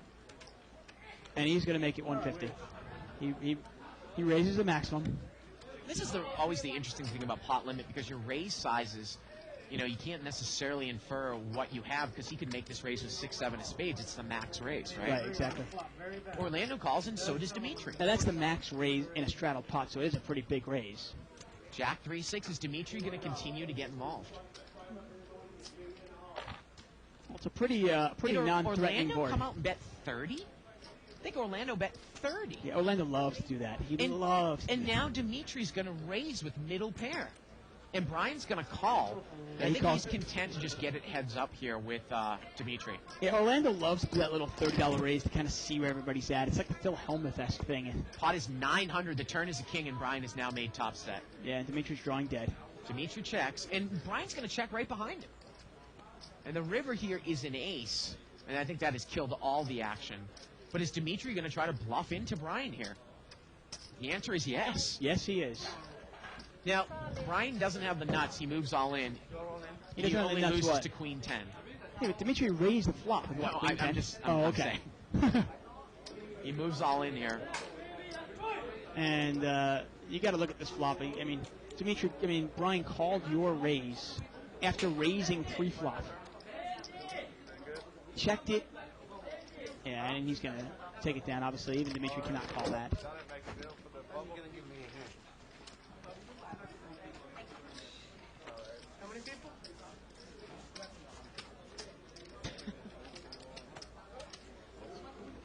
But moves over here to C3. Interesting email here we got. I got to read that. That's hysterical. We'll let you. No, we'll let you. We'll Okay. let you. All right. Live? I'll be here. Live. We'll let you. I should read that, honestly. Okay, I won't. Thank you. Thank you. Everybody's sitting at home going, come on, man, what? I won't, though. One of digging is enough. Live straddle here by Jay in seat 6. Can't quite see what Jay has. I think it looks like he's got one now. He's got maybe 6-4 a dime, 6-3 offsuit. Yeah, pocket deuces, a couple of ducks for Dimitri. Looks like Cody's limped in with ace-9 of clubs. Dimitri's going to limp in with deuces. So we're going to see this limped around 123 ways. Blinds on the straddler. Well, there's the ace. Ace, king, queen here. Pretty bad flop for deuces into 3-6, huh? Cody leads out here. You always know what your day when you're in there with those small hands like 6-3 and the flop comes out ace, king, queen. Well, at least you don't lose any money, right? No, yeah. Real hard for you to lose money on that flop. I gotta tell you, I mean, I was telling you I've had one of the best weeks that I've ever had. Playing No Limit this week. Right. But it actually annoys me how bad some of the cards. I will go through streaks of hours and hours looking like a Kirk because I'm folding every hand. Yeah. It is somewhat frustrating, and I think you find it. I don't tilt really at all, but I sometimes feel like I push a little bit too much when I just haven't had a hand. Yeah, I mean, I think a lot of players do that. I know I do as well. Sometimes it's one of those things where if the cards aren't coming your way, if things aren't happening the way you feel like they should, you almost want to force them. And you force the issue. You know, it's almost like fitting a square peg into a round hole. You know, just, well, I'll make it work. I know it's not perfect. I'm kind of on middle position. I shouldn't be playing this hand, but why not? I'll play it. Got a raise here by Mo, pocket 10s. 6-3 of spades is going to come in here for Orlando. And now Dimitri's got 8-3 of hearts and 5-6 here for Jay. There we go. Ace-4 deuce. Well, Mo's good here. Yeah, he is. A couple people have gut shots. Gut shot to the 5, gut shot to the 3. Mo's trying to figure out what the pot is. He's going to bet the pot. And it looks like he's going to bet about, what, $200 here? Yep, 200, and that should get it done, I assume. Well, is Dimitri going to call him with the gut shot? Yes, immediate. Well, wait a minute. Is Dimitri have 8-3 here? Maybe he does not have 8-3. Yeah, he hasn't shown the card. Oh, he's got a gut shot of the 5, I guess. Turn is a 6. Check, and Mo's going to bet again. Yeah, that's kind of a I'm going to keep this pot small kind of bet. See where I'm at. Doesn't necessarily check, because if he checks the turn, he might face a big bet by Dimitri on the river. Exactly. I have a feeling that Mo will probably check this down if he gets called here.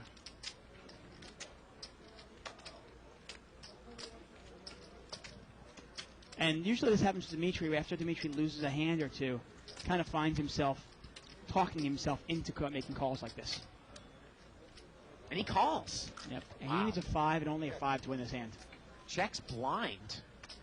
And the river is a 5. Oh, man. And Mo's going to check this down. Wow, why would you check blind there? I don't quite understand it. And he's got to show 8-3. I mean, if you're calling to try to win some money, I got to tell you, I don't know if Mo calls there on the river. He can't beat an ace. He can't beat a straight. No, he can't. But now, this is one thing. I want to just say this to the viewers at home that only play on the internet or even play live.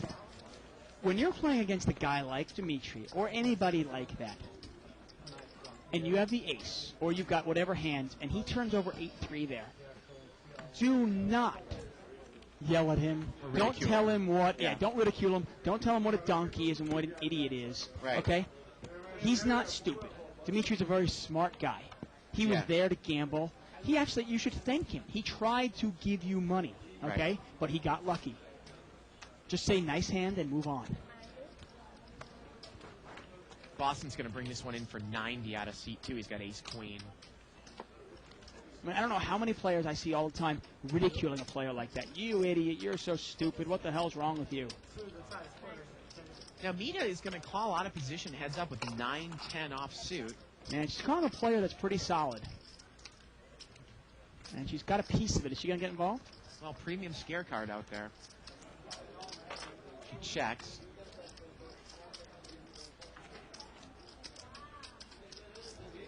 And Boston's going to bet it. I like the bet.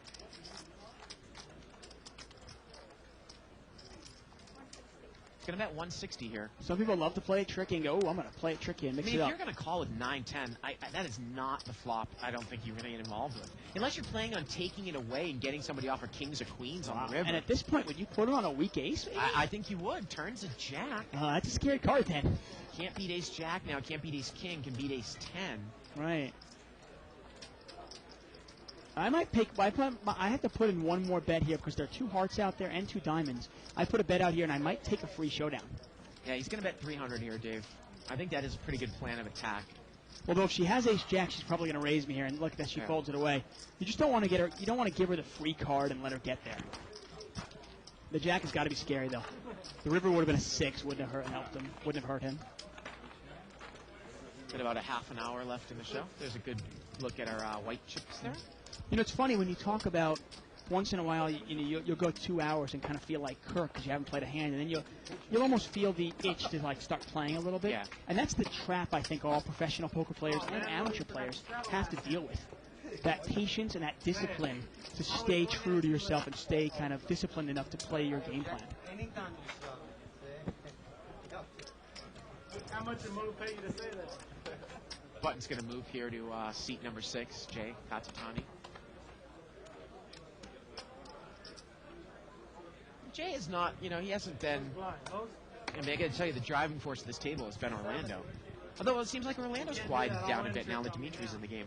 Yeah, and I think that's part of it. He's adapting. Obviously knows how to play poker. He's adapting to the players at his game. Orlando's going to raise it up here with 7-8 offsuit. Cody's going to call with 9-7 of clubs. Dimitri's got ace rag. It was funny, earlier in the game, Orlando could raise in middle position and buy himself the button, and now it's not working at all. He's going to come over the top with ace 5 here. Yeah. I'm playing my card. So Orlando's just going to get out of there. You see it flop. And, You win, I think. again, so does Cody. And again, look at Cody's hand. He's got a gap-suited connector. We all had shit. There has to have so many things to happen for him to win a big pot there against a player that might be re-raising with garbage, right? Yeah. Out of position. Out of position with 9-7 of clubs. I don't mind lay down at all. Yeah. Oh, you got clubs too? Me too. I want more players in there. I don't want to take it heads up. Well, you said Barry was going to be some action. We haven't seen him play a hand yet over in seat 7. What do I know? I mean, hey, I played with the guy. He is action. Well, give him a couple more glasses of wine. Oh, that's a nice red wine glass there. I didn't even know they had those glasses. Maybe that's from the grill. No, yeah, if you're important, you get glasses like that. Yeah. Well, Orlando's got jacks here. I'm sure he's going to raise the pot, and he does, it looks like. Oh, actually, he's going to min-raise here. I mean, he's raised the pot every time. I don't quite understand why you would min-raise here. Wow, the min-raise buys himself the button. Amazing. Well, Mita, she's got pocket 5s. I'm sure she's going to call here. Yeah, and this is the only question now. If a 5 comes off and the board comes ragged,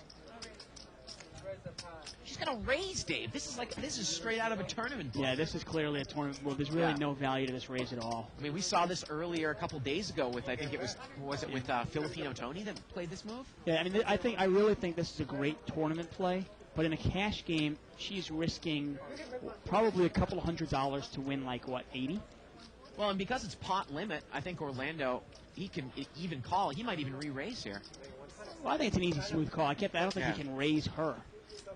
Because if he raises her, is there any value? I mean, what is she going to call you with? Well, he calls, and you wonder if he thinks he's behind. And that's going to bring Mo in. Well, this is the problem now. Now Mita's in a spot where what does she do when the flop misses her? Well, can she represent an ace?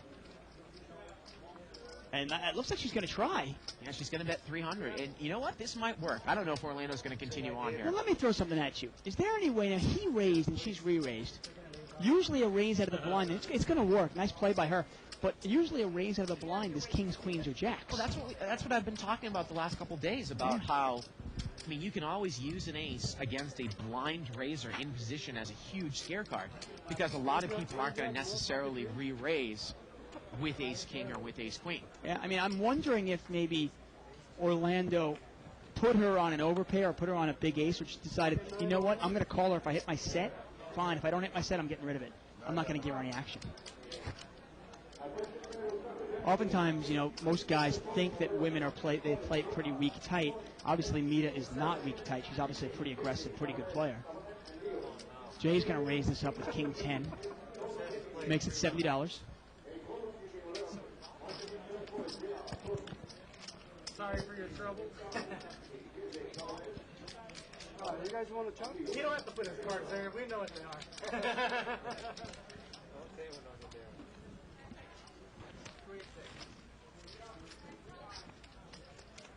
And by winning a couple of pots, Brian has actually gotten himself off of tilt. That sometimes happens. Not a bad It's nice flop. when you can get yourself off of tilt. Yeah. Nice flop for Jay here. He's got he's got a pair with an open-ended straight draw. He's going to bet 230. Yeah. Barry's not going to get involved. And is Mita going to get involved here? Well, this She's is got really this- garbage here. 9-10. Yeah, if a king comes, it's really garbage. Is she racing? Wow. She check raised. The turn And look is at an that. 8. She makes a straight. Oh, man, I tell you. And she's going to bet 500. Unbelievable.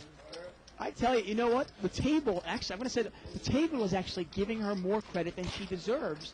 They assume she's a woman. They assume she's playing it really tight. And if she bets, she's getting a lot of respect. And she's using that. She's playing it really kind of like a tournament player, and that's not, kind of a knock, because we always say that about any tournament player, but she's making moves that you would not normally make in a cash game, and I don't necessarily think is positive expected value over the long term, but it's working for her right now in the short term. Well, it's working right now, I think, because of the image she has at this table. The players all view her as kind of a tight player, and she's using that. Yeah. She knows she's probably not going to get paid off, but she's using her image to run this table over. Button moves over to her.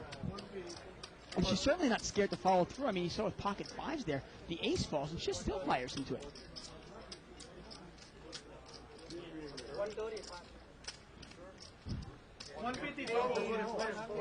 And Jay is going to raise here. He's going to make it 150 to go. He's got ace-9 of clubs. Yeah, it's 150 total, 150 total. 40, 81. And yeah, you're talking about the max raise in a straddle pot. It is 150.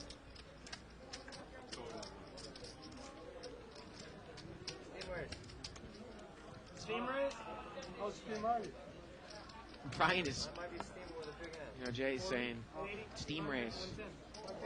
I think Orlando's coming in here with King Jack. Yeah, he makes the call. He is. And we're going to see this one heads up. It's a tough hand to play out of position, but Wow, flopped straight here for Orlando. Top pair for Jay. yeah, And Orlando's going to throw a little bet out. He's going to bet 110. He's done this a couple of times. He's going to throw a weak bet out with the nuts. And Jay's going to raise. And Yeah. these guys are real deep. Oh, this is going to be a good one here. and look at Orlando's mind. He is just, the wheels are turning. $400 raise here by Jay. How do I get paid? How do I get paid? $800 pot, $300 for Orlando to call. And Orlando is just going to call. Well, he's bet. 1100 here. Turns a 5. How's this one going to go? Check. It looks like Jay's going to fire again, and he does. He's going to bet 550. He's betting about half the size of the pot. Pot is now about $1,700. Orlando's going to double check. He does have the nuts right now. Jay is drawing dead.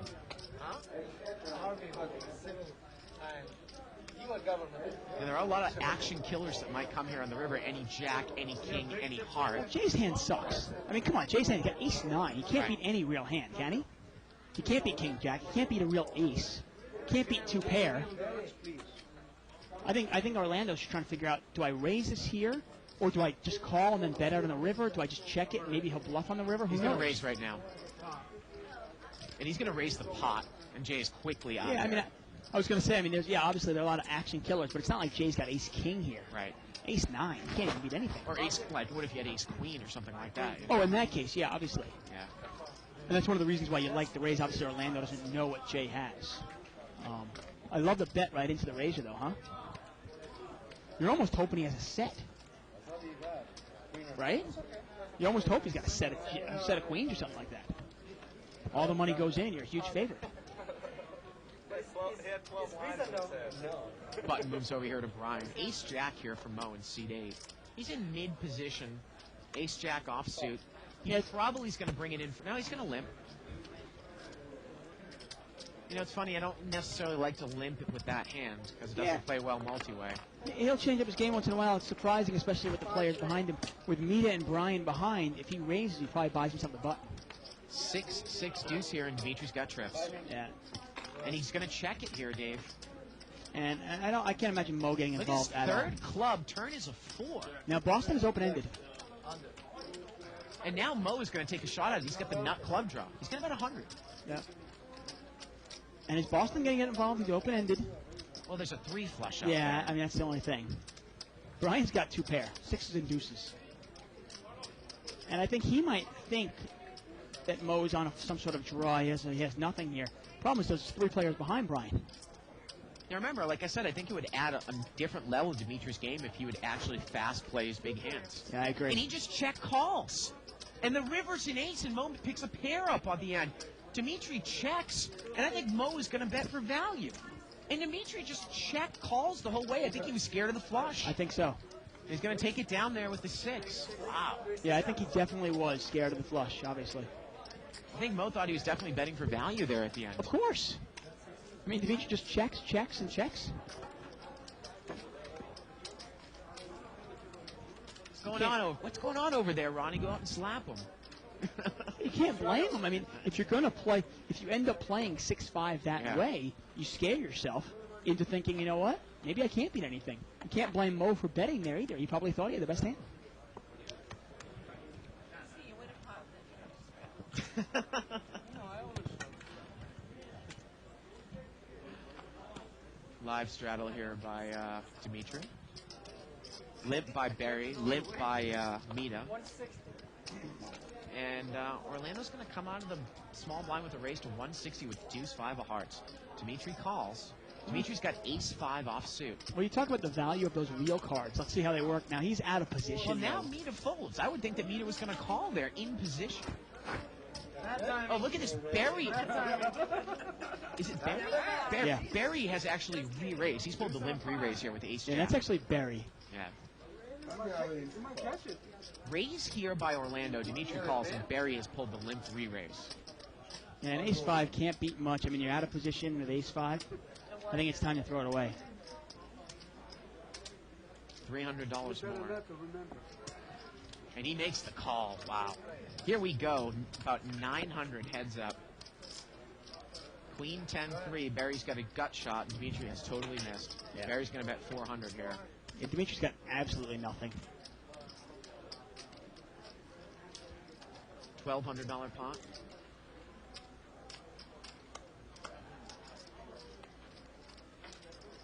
Look at Jay peer over at Dimitri's cards.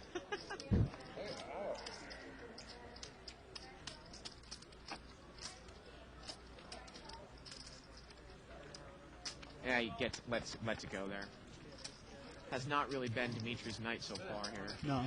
Funny, too. He doubled up right away. He kind of thought maybe it would be Dimitri's night.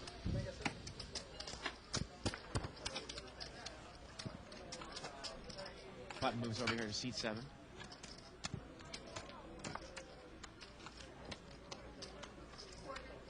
Dimitri is in the big blind. Jay hasn't done that much straddling here tonight. No, not at all.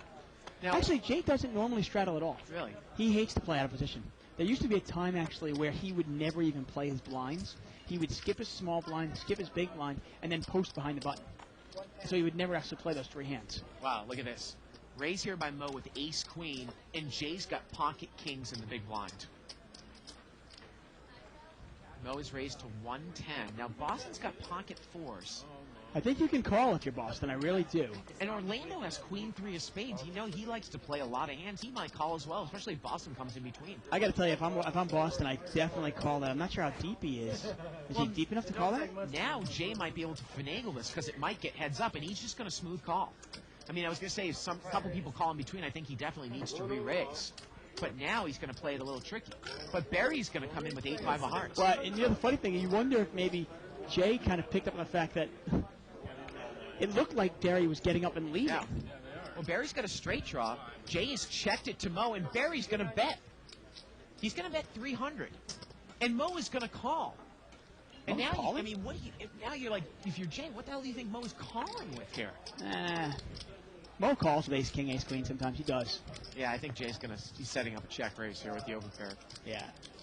And he can now call the 300 and raise it another 1,200. Yeah, he's going to make it 1,100. There you go. And that's going to take it down. I mean, nobody's going to call this.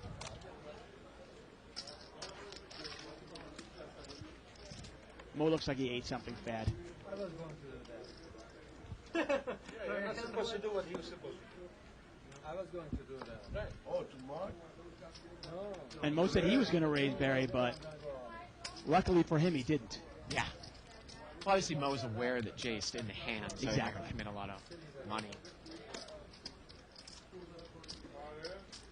Well, oftentimes when you have players behind you, you have to always be aware of those kind of players.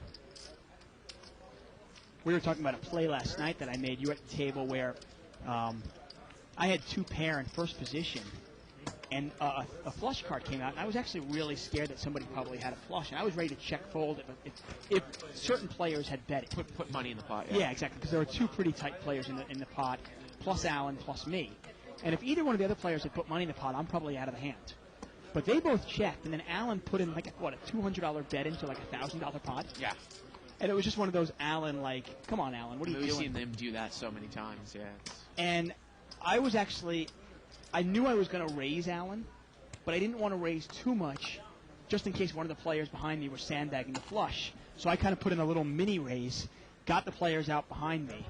Now, if you check mini raise and got called on the river, are you kind of got called not by Alan, but by somebody in between? Are you almost done with the hand? Yeah, if I get called by one of the other players, maybe I put a little blockish bet out there to kind of try to name my price. I had 2 pair at the time, but I'm really worried, obviously. Now, if Alan calls me, though, okay, then I can put out another like $300 or $400 bet and almost hope I get called.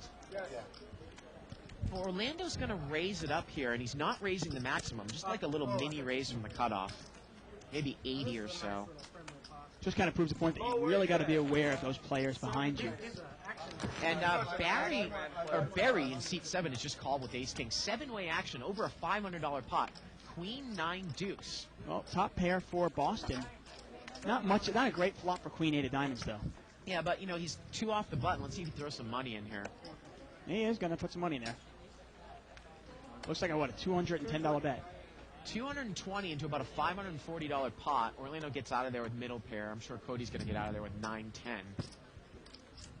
Dimitri only has ace high here. He's got the ace of clubs. That's going to be a real stretch. Well, we've seen Dimitri stretch. That's it. Boston takes it down. Take his left hand and reach all across the body. He's a stretcher. This night's gone pretty quick, huh? Yeah, we're going to see the last chip count of the night. We got about 10 minutes left in the show. No, I didn't. 34,000 on the table. Orlando continues to cover the table at 7,500. Let's take a look at the differences. Boston's down about 900. Dimitri, the big loser. Cody is the big winner. Jay's up $1,000. Mita's up 600. And Brian really clawing his way back, almost to even now. Yeah, Brian's been a nice comeback here. He's kind of got control of his emotions and gotten back into it. No real big winners or big losers tonight, though, but some real good poker. Got a raise here again by Orlando. He's going to make it 60 with 3-4 of hearts. And Dimitri is going to call with Jack-8 offsuit. Get an interesting email here from Vito. I want to read it in a second. Boston's limped in with a King 10 of diamonds. He's going to make the call. I wonder why we get these emails. Here, Vito writes, hey, want to have a rock-hard erection on demand? Dreaming of recharging in several minutes during intercourse, just like 17-year-old teenagers? Why do we get these? Well, Orlando here had flopped an open-ended straight draw with the ace on board, and he did not bet. And now Boston's picked up the flush draw, and Dimitri's hit a pair on the turn. I assume Dimitri's going to bet here. And he usually does bet his hand. And he doesn't need much of a hand to bet. Are you a little surprised that Orlando didn't bet that flop? You know, it seems like Orlando likes to bet when he thinks he needs to, when he has nothing. When he has a draw, He'd like to he take often a card. takes the card. Yeah. We saw that earlier with the spade draw, actually twice with flush draws. And those are kind of habits you can pick up later on when you're playing against a guy like this. Even if you're not seeing his cards, you can see. Everybody saw earlier when he turned over the And look at ace-high this, flush. the river's a 7. Orlando check called, but he's made the garbage end of the straight, and he can't even bet the river. Yeah. I mean, he was open-ended on the flop, but now when the 8 comes, it kills the top end of that because he can't beat any 9. So it's tough to put somebody on a 9. Right, but he didn't even put any money in there. Yeah, no, it's tough to get called by a worse hand. And Boston did not call with the flush draw with 1 card to come. I added that.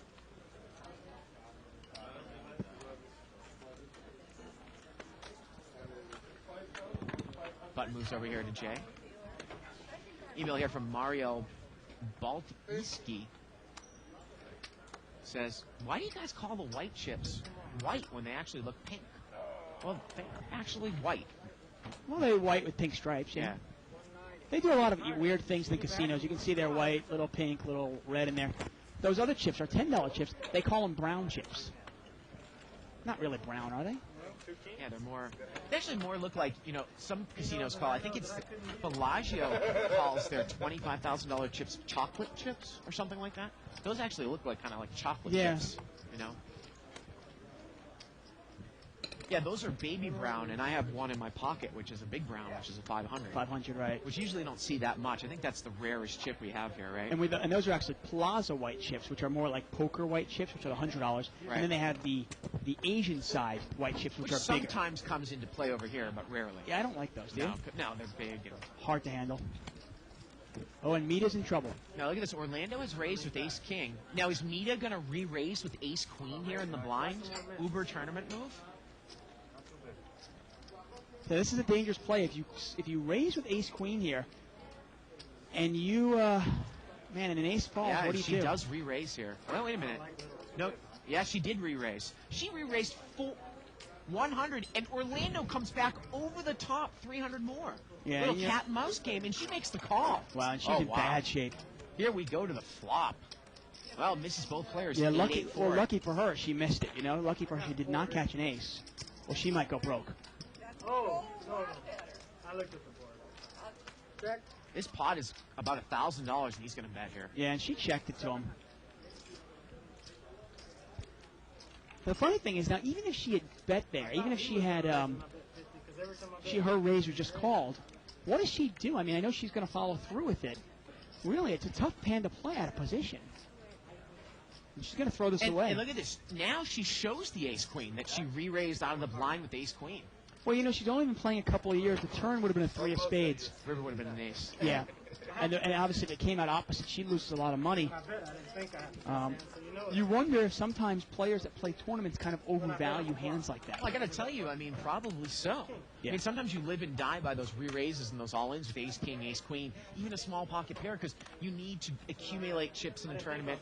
You need to build up your stack, grab the dead money of antes and blinds, where obviously in a cash game, there's very little value to do that. And a lot of players you play in tournaments are weak in the sense that you can re-raise with ace-queen there. Some guy smooth calls you with ace-king or even a pocket pair. They don't hit their hand, and the board looks scary. You continuation bet, and you take it down like she did with the pocket fives earlier. Well, she's got ace-queen again. And she's going to raise again. Hey, consistent. Out of the blind once again.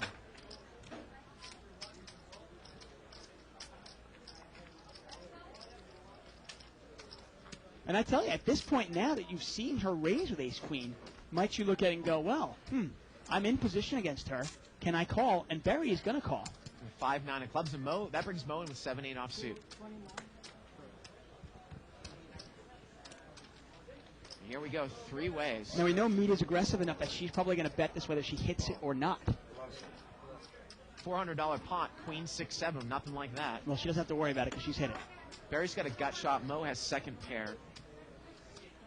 And she's going to bet the pot, I believe, which is going to be about a $360 bet. Maybe a little more than that, maybe more like $420. Now, would you ever talk yourself in if you're out in the field there with middle pair thinking, there's a chance she might do it with ace-king? Well, that's the thing. Yeah. Mita probably would make that exactly same bet with ace-king here.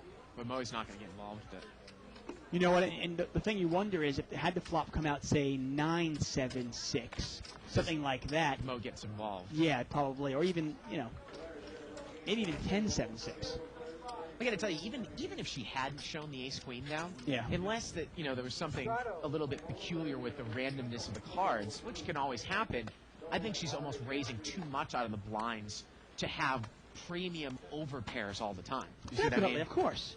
Somebody just doesn't get aces and kings that often. Yeah. Well, see, this is our last hand, it's going to huh? be the last hand of the night here. Got an ace deuce in seat number 2. Boston's got that in the big blind. And Straddle from Orlando, and Jason's going to raise it up with... He's going to make it 130 to go with pocket 8s. Yeah, a couple of red ones. Barry's going to call with the Jack-10 offsuit in position. And Orlando's going to give him some action. We're going to see this 3 ways. I think About a $400 pot to end the night. Let's play the King, Jack, 9, all clubs. Nobody has a club here. Well, Orlando's got the 4 clubs. And Barry's got second pair with a gut shot. Look at this. straight draw. I think Jay's. It's going to get checked around. Well, yeah, it gets checked around. Jay's not putting money in here. Turns a 3. Now Barry did not bet there with Jack 10 in position. Yeah, I'm surprised. And at this point, you know what? I mean, Jay feels like I'm going to take it if you guys don't want it. I'm surprised Barry did not bet the flop. No, just choose card.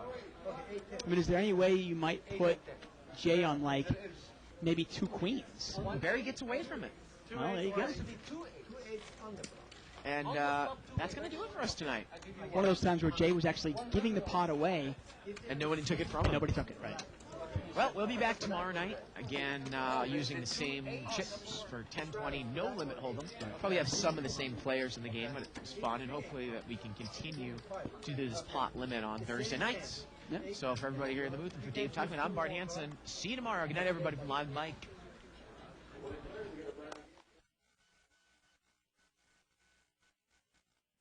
It's here. It's big. And it's closer than you think. It's not a tournament. It's what you don't see on TV. The cash is real. The stakes are high. They bet big. They win big. They lose big. High stakes live action poker. Live at the bike. Watch it live on the web or play it if you dare at the Bicycle Casino right here in Los Angeles.